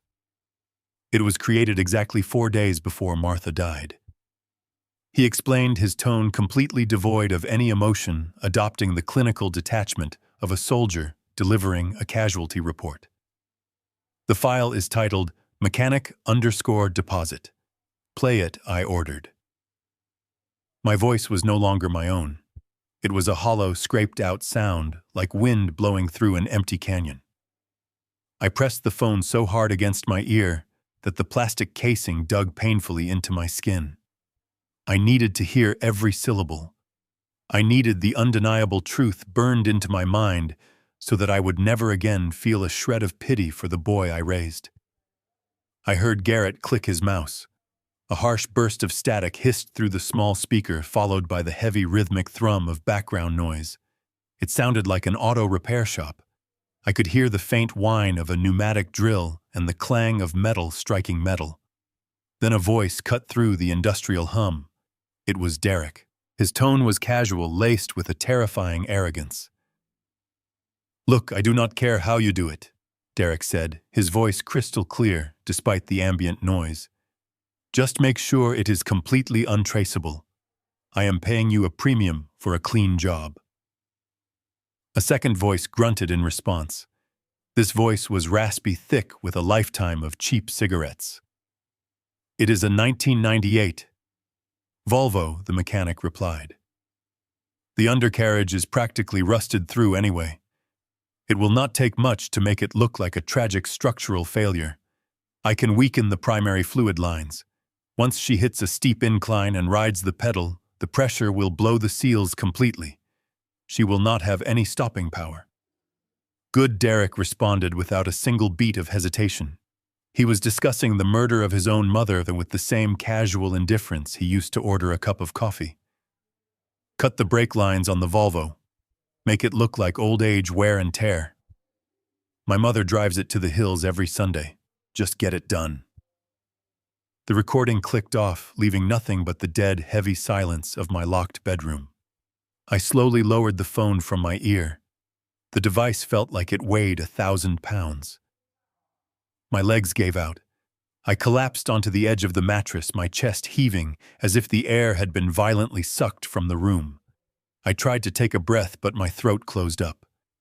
A guttural, agonizing sound tore its way out of my lungs, a primal cry of absolute devastation that I had to muffle by burying my face deeply into a thick woolen pillow. The pain was physical. It felt as though a jagged blade had been driven directly through my sternum and twisted without mercy. The son I had built an empire for the boy whose scraped knees I had bandaged the child I had taught to fish in the quiet waters of Lake Sinclair, had cold-bloodedly ordered the assassination of the woman who gave him life. And he did it for money. He did it to protect a criminal laundering operation. Martha had loved him with an endless, forgiving grace. She had baked him his favorite chocolate cake for his 40th birthday just a few years ago. She had framed his college diploma and hung it proudly in our hallway. And he had sent her careening off a mountain road, knowing she would be terrified in her final moments, desperately pumping a dead brake pedal as her car plunged toward the jagged rocks below. I saw her face in my mind, her warm smile, the way her eyes crinkled when she laughed at my terrible jokes. I imagined her final seconds of sheer terror, the crushing impact, the sound of tearing metal, the absolute darkness that followed. And knowing that Derek probably smiled when he received the phone call from the police, I threw the pillow across the room. It struck the wall with a dull thud. My hands began to shake, not with the fake tremors of a poisoned old man, but with a violent volcanic rage that consumed every ounce of sorrow left in my body. The tears stopped falling. The grief evaporated. In its place, a dark, terrifying clarity settled over me. I stood up from the bed. I walked over to the closet and caught my reflection in the full-length mirror on the door. My eyes were red and swollen, but they were hard, cold, unforgiving. I picked up the phone again. Garrett was still on the line, maintaining a respectful, heavy silence. He knew what I was going through. He knew there were no words of comfort that could possibly heal the wound of a betrayed father. Harrison Garrett finally whispered, his voice thick with sorrow. "I am so sorry. I am so damn sorry." I took a slow, deep breath, feeling the icy resolve lock into place. "Do not be sorry, Garrett," I replied. My voice was steady now. The tremor was gone. The hesitation was completely erased. "Keep that audio file secure. Back it up on 3 different servers. Print the bank statements showing the deposit he made to that mechanic. Print the offshore accounts, the crypto ledgers, everything. I want a mountain of physical evidence ready by tomorrow night." "Are we still waiting for the doctor on Friday?" Garrett asked, clearly eager to burn the house down right now. "Yes," I answered, my tone leaving absolutely no room for debate. "They want to play a game of deception. They want to trap me in a corner and strip me of everything I own. But the gloves are completely off now. He crossed a line that cannot be uncrossed. I am not just going to send my son to prison. I am going to utterly destroy him. I am going to take away his freedom, his wife, his dignity, and his false reputation. I will reduce his entire life to ash. Friday is Judgment Day, and I am going to be the judge, the jury, and the absolute executioner. He will pay for this." Thursday arrived wrapped in a suffocating tension. The air inside the house felt thick, poisoned by the unspoken secrets festering within its walls. I spent the entire day confined to the living room recliner, wrapped in a heavy woven blanket, staring vacantly at the muted television screen. My performance had to be absolutely flawless now. I let my head loll slightly to the side, my mouth hanging open just a fraction. Natalie passed by several times, casting sneering glances in my direction. She did not even bother to hide her contempt anymore. At lunch, she served me a bowl of lukewarm soup, aggressively stirring in the crushed powder of the haloperidol right in front of me, assuming I was too far gone to comprehend what she was doing. I simply smiled, a vacant, toothy smile, waited for her to walk away to answer her phone, and carefully dumped the toxic mixture into a plastic Ziploc bag hidden under my blanket. I was a man trapped behind enemy lines, surrounded by hostile forces, waiting for the perfect moment to strike. As the sun began to set, casting long, menacing shadows across the hardwood floors, Derek returned home from his office. He did not acknowledge me. He simply walked past my chair, his heavy footsteps echoing down the hallway, and headed straight for the liquor cabinet. Shortly after 8 at night, the doorbell rang. Natalie rushed to open it, her voice dropping to a hushed, conspiratorial whisper. I recognized the heavy, authoritative tread of the boots stepping into the foyer. It was Detective Mitchell, the very man who had stood over my wife's freshly dug grave and lied to my face. I remained perfectly still in my chair, regulating my breathing, keeping my eyes fixed on the television screen as they moved past the living room and into Derek's private study. The heavy oak door clicked shut behind them. I waited exactly 3 minutes to ensure they were settled. Then, moving with the silent, practiced stealth of a ghost, I slipped out of my recliner and crept up the stairs to my locked bedroom. I pulled the burner phone from beneath the floorboards, plugged in a pair of cheap, wired earphones, and connected to the secure audio feed Garrett had established. The microscopic microphone hidden inside the air conditioning vent of Derek's office picked up the conversation with terrifying clarity. I heard the clinking of ice against crystal glasses, the sound of expensive scotch being poured. "Well, everything is set on my end," Detective Mitchell said, his voice deep and rumbling, completely lacking the professional polish he used when wearing his uniform in public. "The paperwork for the accidental death ruling is permanently filed in the county archives. Nobody is ever going to open that case again. You have my absolute guarantee." I appreciate that Mitchell. Derek replied, his tone smooth and entirely devoid of remorse. "You will get the second half of your payment deposited into the offshore account by Monday morning. But right now we need to focus on the final phase of this operation. Tomorrow is the most critical day. We cannot afford a single mistake. Mitchell grunted in agreement. Tell me exactly how this is going to play out. I am putting my badge on the line by showing up here tomorrow. If the old man puts up a fight and the neighbors hear him screaming, things could get incredibly complicated very quickly. He is not going to put up a fight, Natalie chimed in, her voice dripping with cruel satisfaction. I have been pumping him full of high-grade antipsychotics all week. His brain is completely fried. He can barely remember how to hold a spoon, let alone organize any kind of physical resistance. He is just a drooling vegetable at this point. Even so, Derek interrupted, we have to make sure the legal framework is completely bulletproof. That is why the doctor is arriving at exactly 4 in the afternoon tomorrow. I paid a premium to get a psychiatrist who understands discretion. He has a history of signing expedited involuntary commitment forms for wealthy families who want to quietly dispose of their problematic relatives. He will conduct a brief, superficial evaluation. Once he sees the old man's induced symptoms, he will officially declare him an immediate physical danger to himself and others. I listened to my son calmly detail my destruction, my hands balling into tight fists. Once the doctor signs the medical evaluation, Derek continued, the blanket power of attorney becomes completely active. I will have total, unchallenged legal control over his medical decisions, his physical property, and the entire $6 million family trust. Then the private medical transport team will arrive at the back door. They will strap him to a gurney and take him directly to the lockdown ward at the Oak Ridge Psychiatric Facility. And where do I fit into this grand performance? Mitchell asked, the clinking of his glass punctuating his sentence. You are my insurance policy, Derek stated coldly. You will arrive at 3:45 just before the doctor. You will be in full uniform.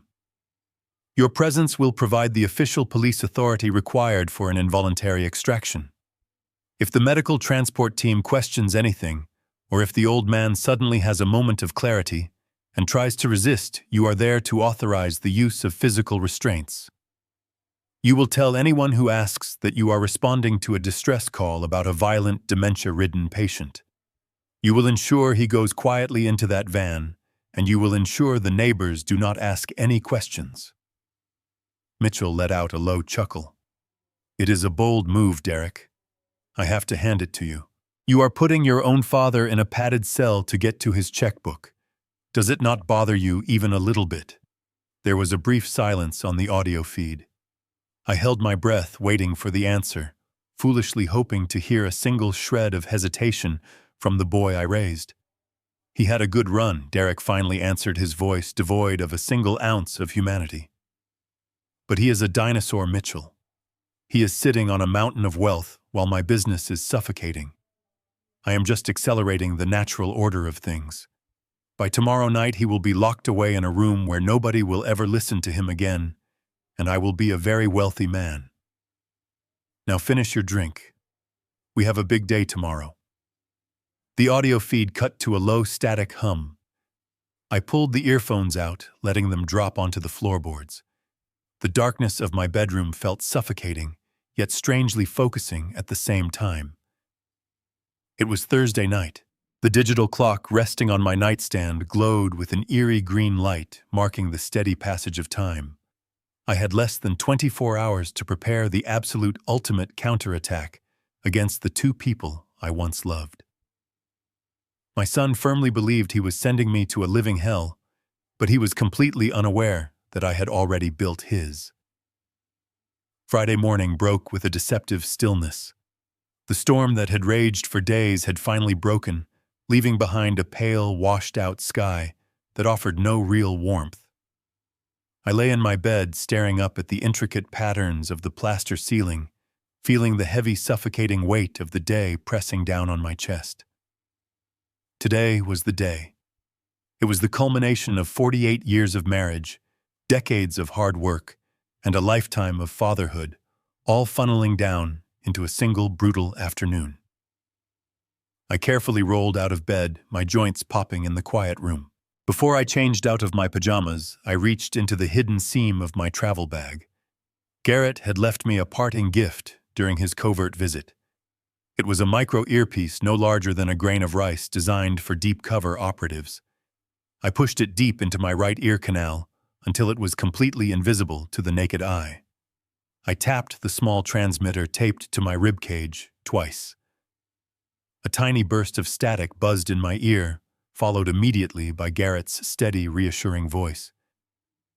"I have you on audio," Harrison Garrett whispered. "Testing 1, 2. Can you hear me clearly?" I coughed once to confirm. "Good," Garrett continued. "The perimeter is fully established. I have 2 unmarked surveillance vans parked down the street.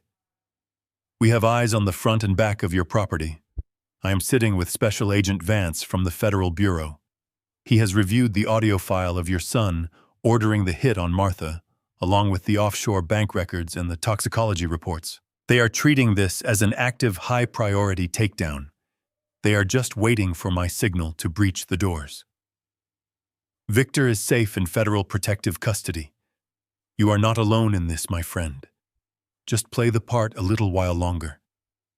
I took a slow, deep breath, letting the tension bleed out of my shoulders.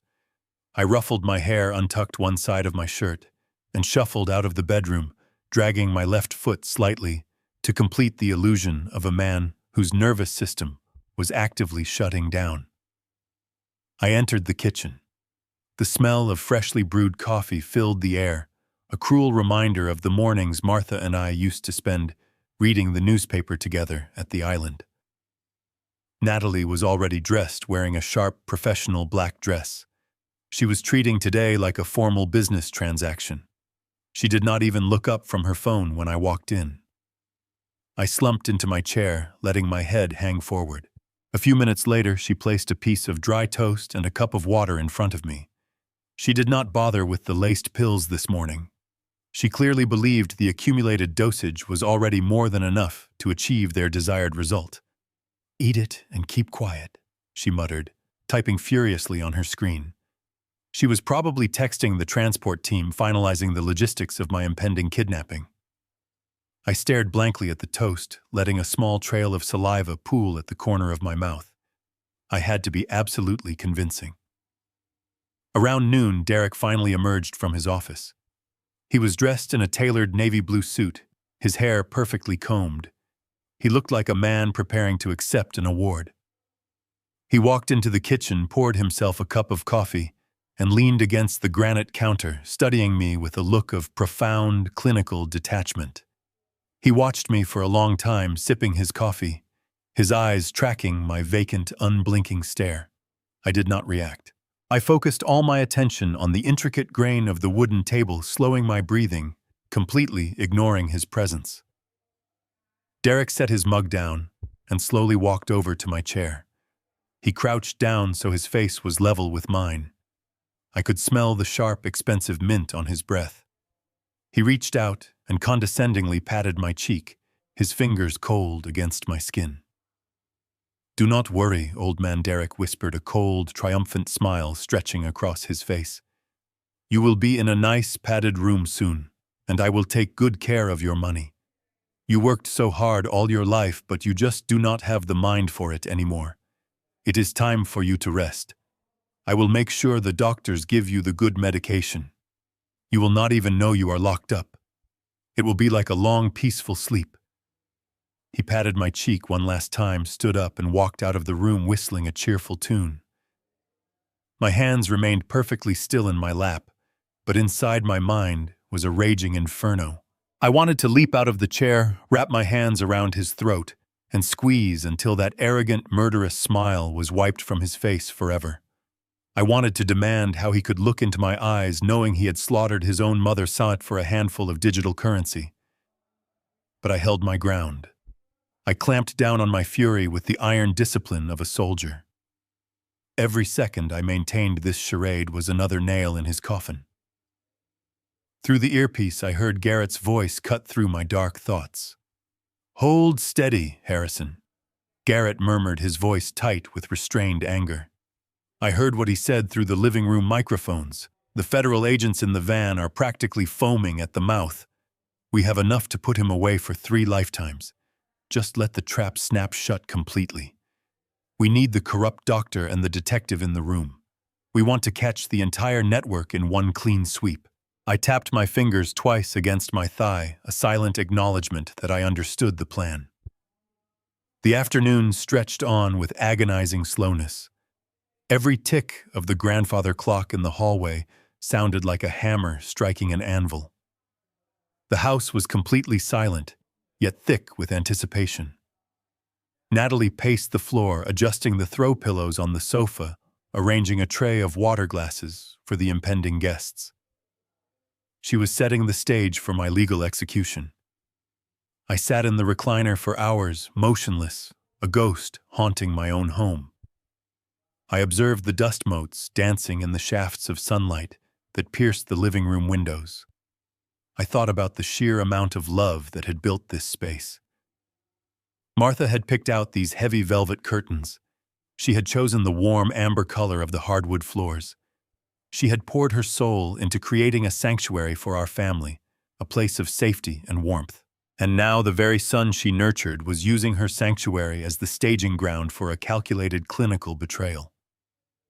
The juxtaposition of the beautiful environment and the grotesque evil unfolding within it was almost too much to bear. It took a monumental effort of will to keep my face completely slack, to keep my eyes devoid of the sharp, burning intelligence that was currently tracking every single movement in the house. At 2 o'clock, Derek began arranging documents on the coffee table. I watched him from my peripheral vision. He laid out the thick, multi-page medical evaluation forms the corrupt psychiatrist would sign. Next to them, he placed the comprehensive financial power of attorney, the document that would legally strip me of my identity, my property, and my life savings. He smoothed the papers with a terrifying reverence, checking his gold wristwatch every few minutes. He was practically vibrating with greed. The sheer audacity of his plan was staggering. He truly believed he had thought of everything.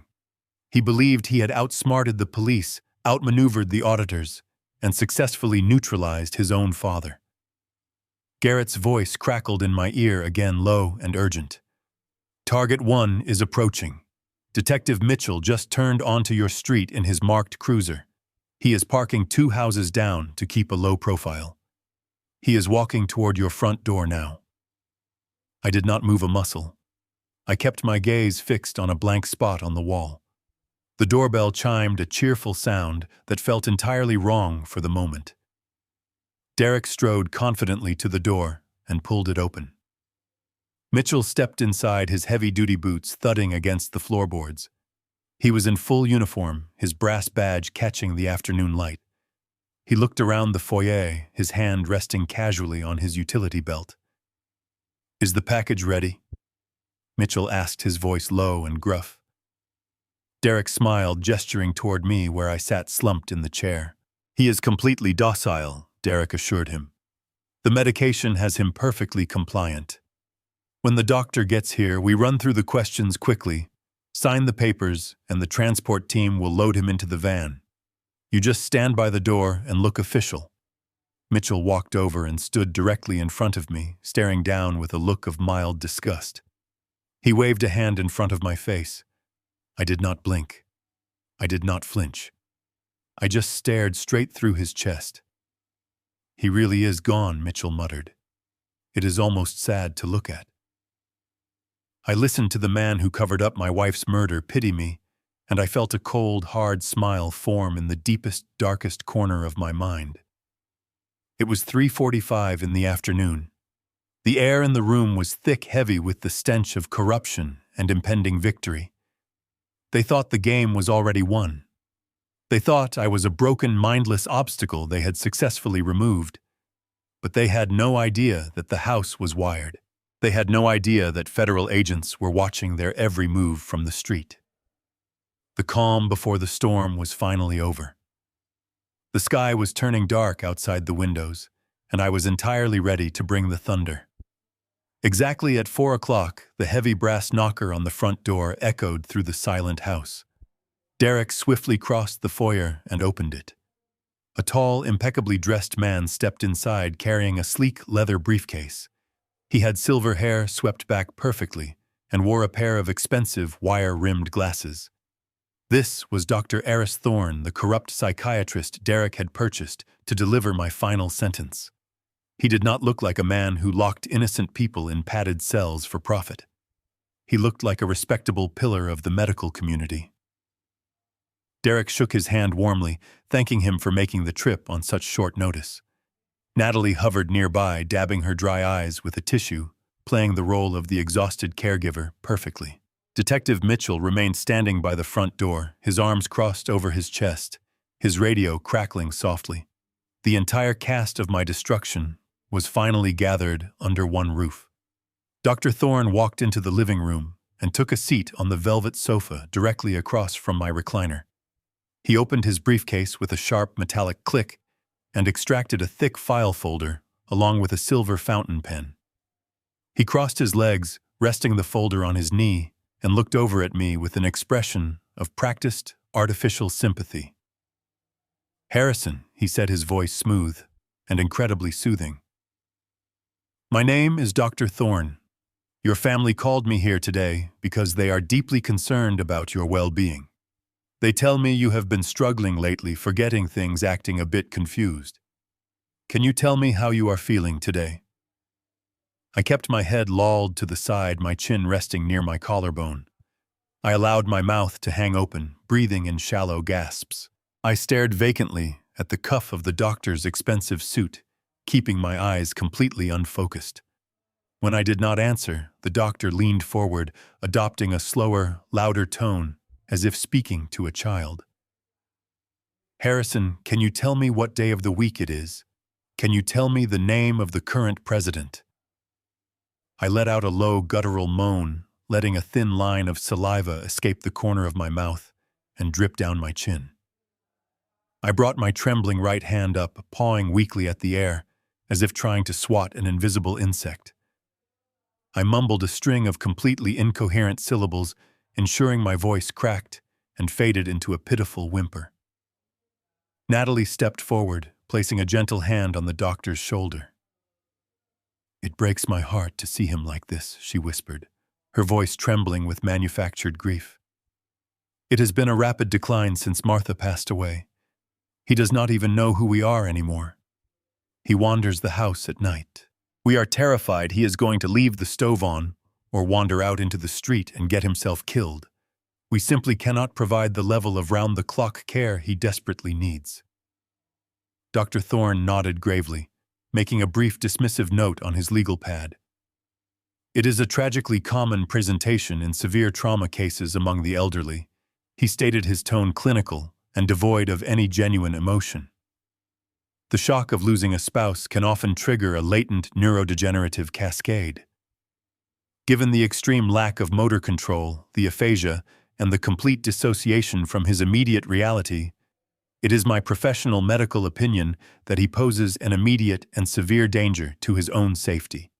He is profoundly incapable of making rational decisions regarding his medical care or his financial estate." Derek let out a loud sigh of relief, rubbing his face to simulate the heavy burden of a loving son making a difficult choice. "So you agree that involuntary commitment is the only safe option left for him?" Derek asked, his voice thick with fake hesitation.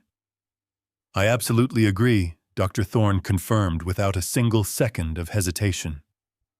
"It is the most compassionate course for everyone involved. He will be safe in our lockdown ward.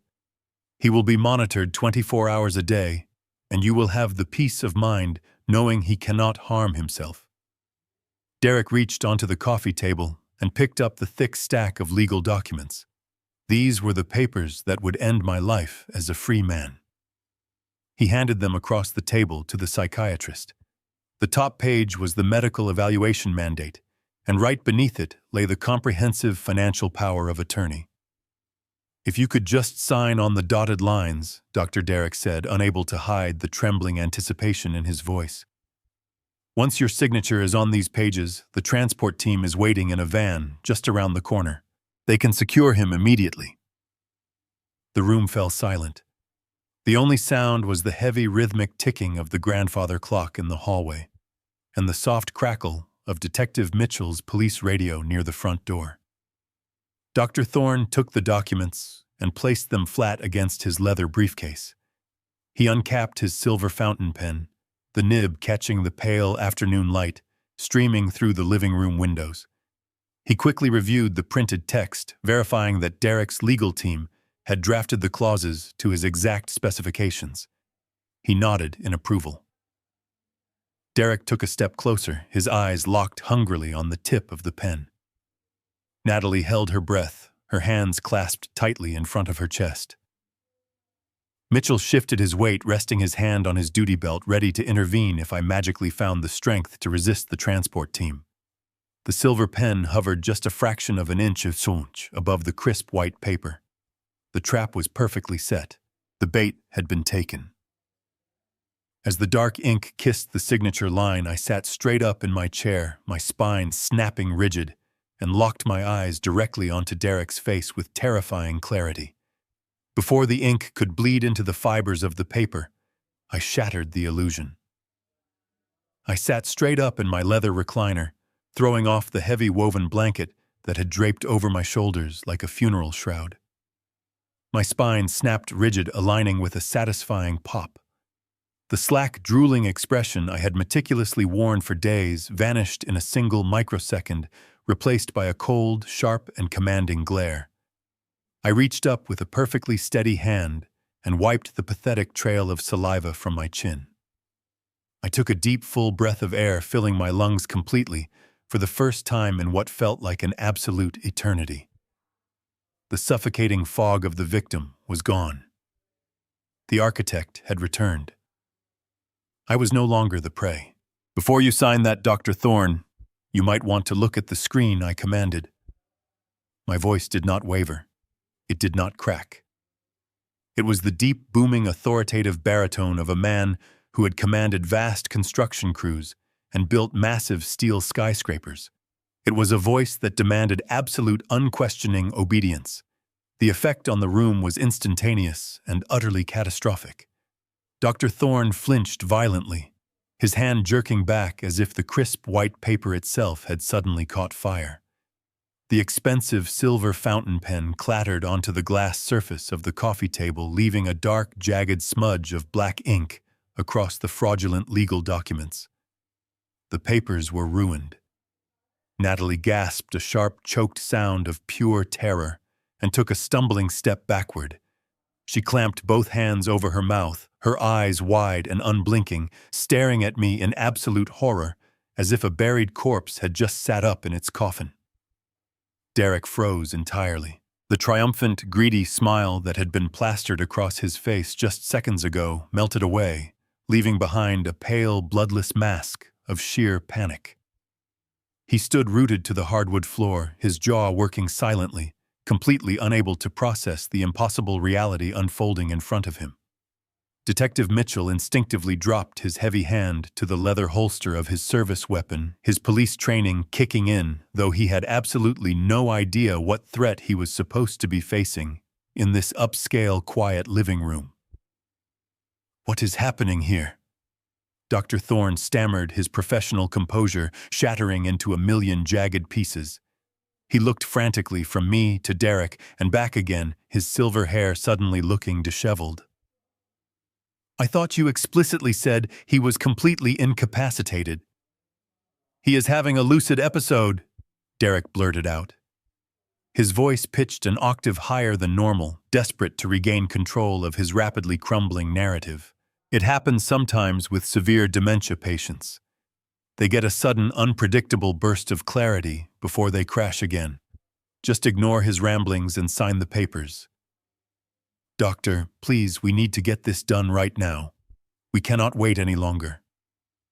I slowly reached into the pocket of my trousers and pulled out the small black remote control for the massive 85-inch television mounted on the wall directly above the brick fireplace. I did not break eye contact with my trembling son. "You are right about one thing, Derek," I said, my words dripping with an absolute freezing venom. "I am experiencing a moment of profound clarity. In fact, I have never seen things more clearly in my entire long life." I pressed the red power button. The heavy black screen on the wall flickered, groaned softly with electrical current, and roared to bright life. I pressed a second button, instantly syncing the television to the secure wireless server Garrett was operating from the surveillance van parked down the street. The massive screen brightened, casting a harsh, glaring white light across the terrified faces of the people gathered in my living room. The image that suddenly appeared was crystal clear, high-definition video footage captured just 2 days prior. It was a perfect, unobstructed overhead angle of the granite kitchen island. The room fell into a dead, horrifying silence as the video began to play. There, larger than life on the screen, was Natalie. She was humming a cheerful pop tune, holding a heavy marble rolling pin in her right hand. Beside her sat a steaming ceramic bowl of my morning scrambled eggs and a small plastic cup holding 3 unmarked white capsules. The evidence was right there. The hidden microphone spliced into the ceiling smoke detector had picked up the audio flawlessly. The sound of her humming echoed loudly through the premium surround sound speakers in the living room. Everyone watched in paralyzed, sickening shock as the digital version of my daughter-in-law casually took the 3 capsules, smashed them brutally under the marble rolling pin, and ground them into a fine, powdery dust. Then her recorded voice rang out from the television, cruel and dripping with pure malice. "Oh, you are completely gone, are you not?" the voice mocked. "You are absolutely pathetic. An entire life of building buildings and making money, and now you are just a useless idiot sitting on my floor." The video showed her scraping the toxic white powder directly into my breakfast, stirring it vigorously with a silver spoon to hide the deadly evidence. Then the footage seamlessly cut to a second clip. This time it was from the micro camera hidden inside the decorative living room clock. It showed me weakly reaching for the framed photograph of Martha on the mantelpiece, and it showed Natalie storming across the room, violently slapping my hand away with brutal force and shoving me forcefully into the leather recliner. "Do not touch that, you crazy old fool," her recorded voice screamed at maximum volume. I clicked the remote, freezing the frame on Natalie's contorted, incredibly angry face. The silence that followed in the living room was thick and suffocating. I turned my attention back to the corrupt psychiatrist, who was now trembling visibly, his face completely devoid of color. He was staring at the television screen with an expression of absolute, undeniable horror. "That white powder she was crushing into my food.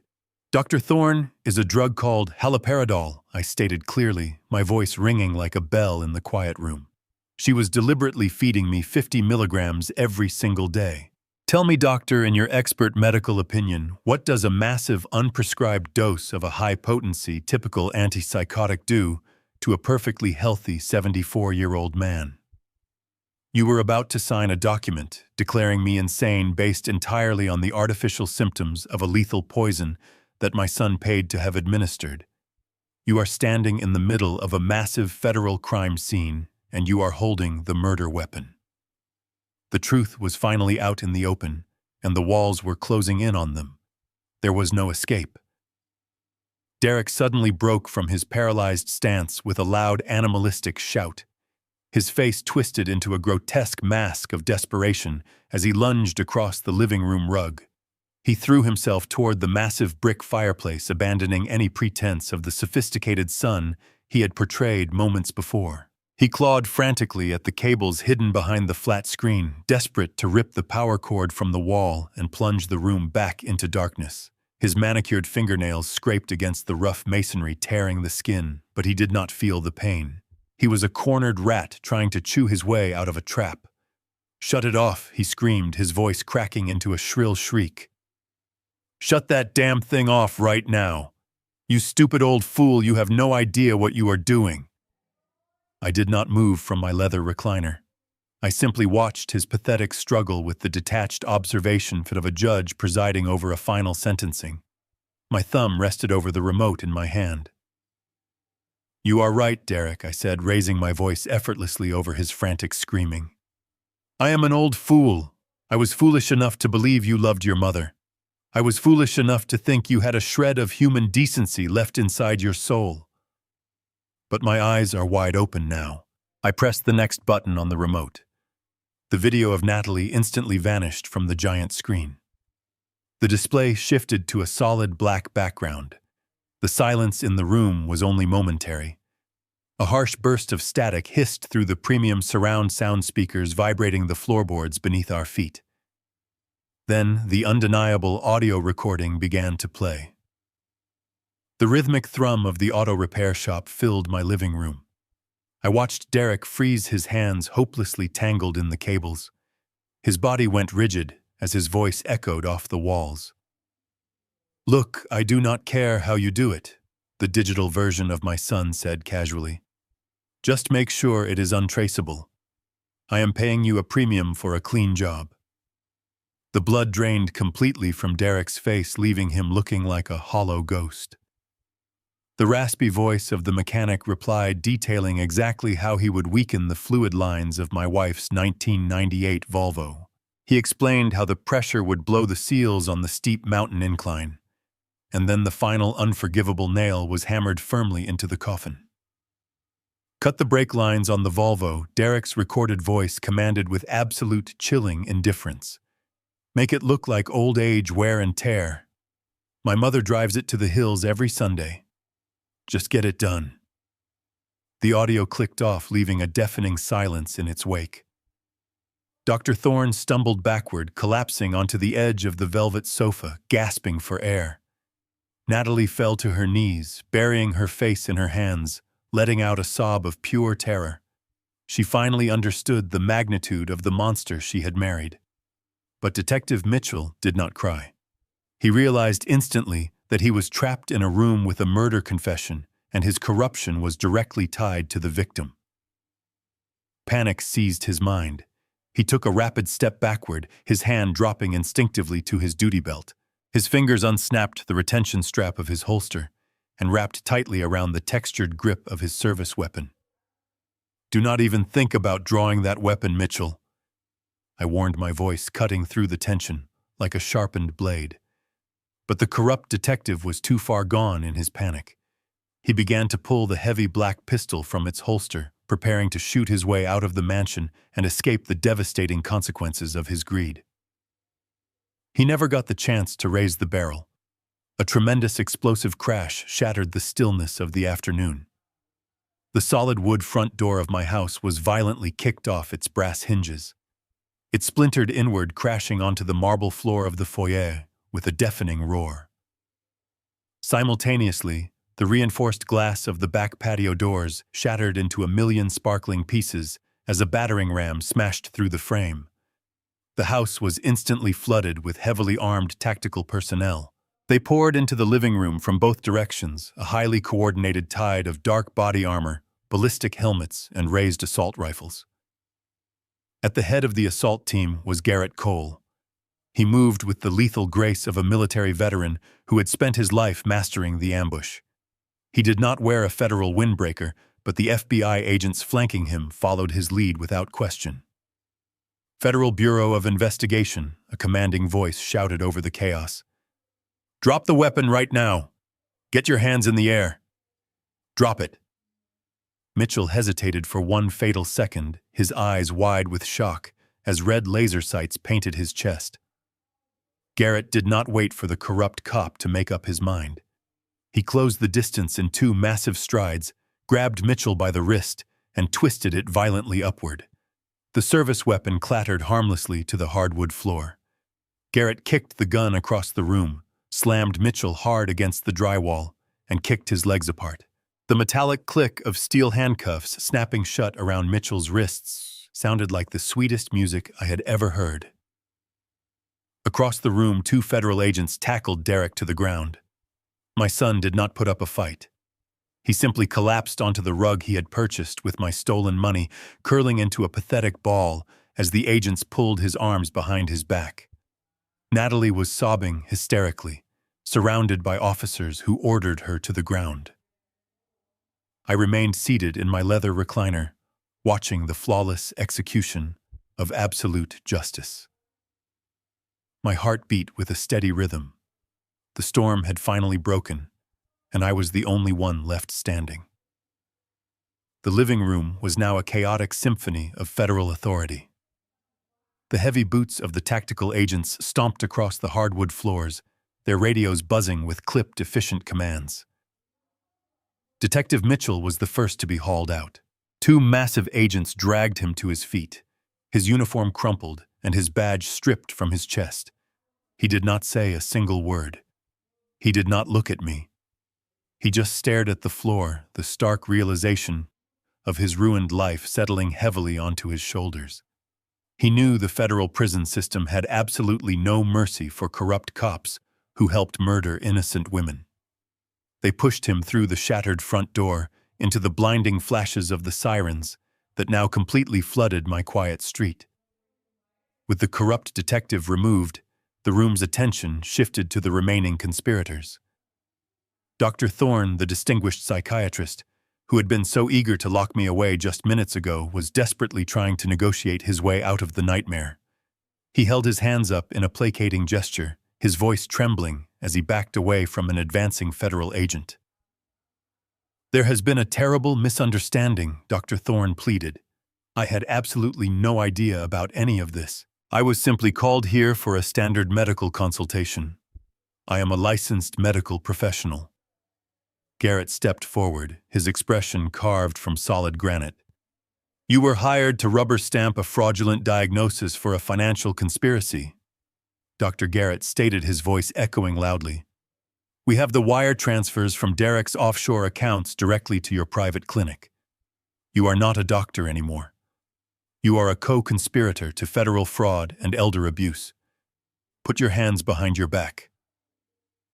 The doctor let out a pathetic whimper, offering no physical resistance as the cold steel cuffs locked tightly around his wrists. They marched him out, leaving only my daughter-in-law and my son. Natalie was entirely unhinged. The sophisticated, cruel woman who had forcefully slapped my hand away and mocked my fake dementia was completely gone. In her place was a terrified, hysterical mess. As two agents pulled her to her feet, she began to thrash wildly, tears streaming down her ruined makeup. She turned her panicked, desperate eyes toward Derek, who was still pinned to the rug. It was his fault, Natalie screamed, her voice tearing through the room. She pointed a trembling finger at her husband. "He made me do it. He bought the drugs. He told me to put them in the food. I did not know anything about the car crash. I swear to God I did not know he killed Martha. He told me it was just to get the money to pay off the loan sharks. You have to believe me, Harrison. Tell them I did not know about Martha." I looked at her, my face completely impassive. "You willingly fed a neurotoxic poison to a man you believed was defenseless, Natalie," I replied, my voice steady and unforgiving. "You laughed while you did it. You are exactly where you belong." She let out a piercing wail of despair as the agents dragged her out of the room, her cries fading into the chaotic noise of the front lawn. Then there was only Derek. The federal agents slowly pulled him up from the floor, securing his hands tightly behind his back. The tailored navy blue suit he had worn to celebrate his ultimate victory was now covered in dust and wrinkled beyond repair. He looked around the room, his eyes darting frantically, searching for any possible loophole, any escape route that simply did not exist. The digital fortress he had built was completely breached. The police officer he had purchased was in handcuffs. The wife who had helped him was turning against him. He was completely, utterly isolated. As the agents began to walk him toward the door, Derek suddenly dug the heels of his expensive leather shoes into the hardwood floor. He fought against the grip of the officers with a sudden, desperate surge of adrenaline. He threw his weight forward, breaking their hold just enough to stumble across the room and collapse violently onto his knees right at the base of my leather recliner. He threw his upper body forward, his cuffed hands useless behind him, and pressed his tear-stained face against my legs. He was weeping openly now, loud, ugly, gasping sobs that shook his entire body. "Dad, please," Derek begged, his voice cracking and breaking with absolute terror. "Please, you have to stop them. Tell them to stop. I am your son. I am your only boy. You cannot let them take me away to prison. I will give it all back. I will sign the trust back over to you today. I will do whatever you want. Please, Dad, I was just so scared of the people I owed money to. They were going to kill me. I made a mistake, a horrible mistake, but you can fix this. You always fix things for me. Do not do this to me." I sat in my chair looking down at the top of his perfectly combed hair. I felt the wetness of his tears soaking through the fabric of my trousers. 42 years ago, I had held this boy in my arms and promised to protect him from the world. I had worked my hands to the bone to give him a life of privilege and comfort. I had sold the company I built from scratch just to save him from his own failures. And he had repaid that lifetime of boundless love by murdering the woman who gave him life and trying to destroy my mind. I slowly reached down and placed my hand firmly on his shoulder.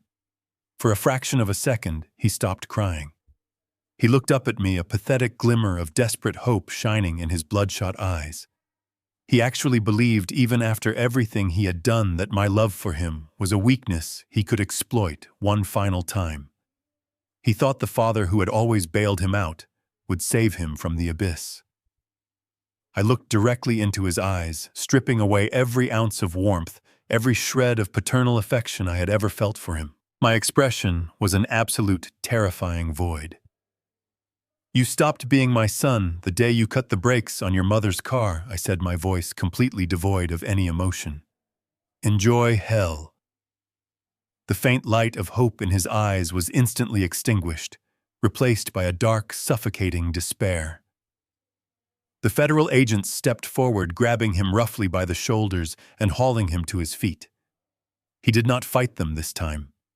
His legs gave out beneath him, and they had to practically drag him backward across the room. He stared at me the entire time, his mouth opening and closing silently, a broken, defeated monster being led to the slaughter. I watched them pull him through the shattered doorway and out into the cold, unforgiving light of the afternoon. The house suddenly fell into a deep, profound silence. I was entirely alone, but finally, truly free. The silence that settled over my house that afternoon was not the heavy, suffocating quiet of a tomb. It was the clear, pristine silence of a slate wiped clean. Over the next 6 months, the justice system moved with a swift and merciless efficiency that surprised even me. The mountain of digital and physical evidence Garrett and the federal agents had compiled was absolutely insurmountable. There were no lengthy trials, no dramatic courtroom theatrics, and no clever defense attorneys who could magically explain away the horrific crimes captured on video and audio. The digital ledgers of the offshore accounts, the toxicology reports of the poisoned food, and the recorded confessions painted a picture of premeditated evil that left the judges completely appalled. It was a total victory, but the cost was high. When the final sentencing day arrived, I sat in the front row of the federal courtroom, wearing the same dark suit I had worn to my wife's funeral. Derek stood before the judge, clad in a bright orange jumpsuit, his hands shackled to his waist. He looked frail, his once perfect hair thinning and unkempt. The judge did not mince words. She looked down at him with profound disgust and handed down the maximum penalty the law allowed. For the orchestrated first-degree murder of his own mother and the attempted destruction of his father, Derek Ward, was sentenced to life in a maximum security federal penitentiary without the possibility of parole. He did not turn to look at me as the bailiffs led him away. He kept his eyes glued to the floor, finally understanding that his arrogance had cost him his entire existence. He would never breathe free air again, and in that quiet moment, I felt the heavy burden of the past completely lift from my weary shoulders. Natalie did not fare much better. Despite her desperate attempts to turn state's evidence and blame everything on her husband, the camera footage of her laughing while actively poisoning my food sealed her fate. The jury took less than 2 hours to find her guilty of conspiracy to commit murder, elder abuse, and severe fraud. She wept hysterically as the judge slammed the gavel, sentencing her to 20 hard years behind bars. Detective Mitchell, the man who had sold his badge and his honor for $100,000 in blood money, was stripped of his pension and sent to a federal prison where corrupt cops are treated without a single ounce of mercy. Even Dr. Thorne, the distinguished psychiatrist, who thought he was untouchable, lost his medical license and was sentenced to 10 years for his role in the criminal conspiracy. The entire rotten network was dismantled, pulled out by the roots and thrown into the fire, and reduced to nothing but bitter ashes.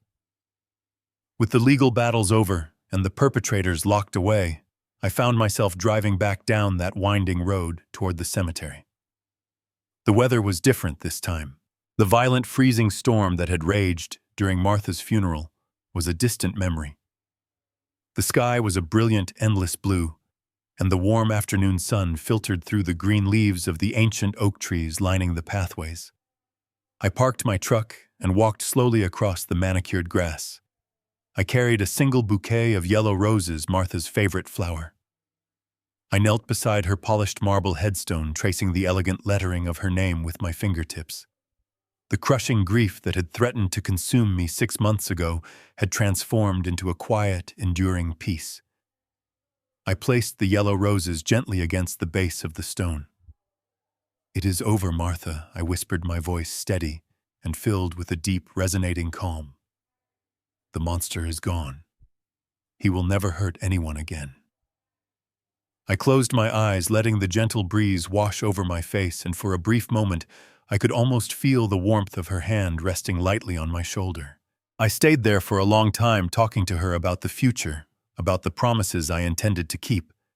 I told her that our 30 years of hard work, the millions of dollars we had sacrificed our youth to build, would not end up funding a criminal empire or buying expensive cars for ungrateful children.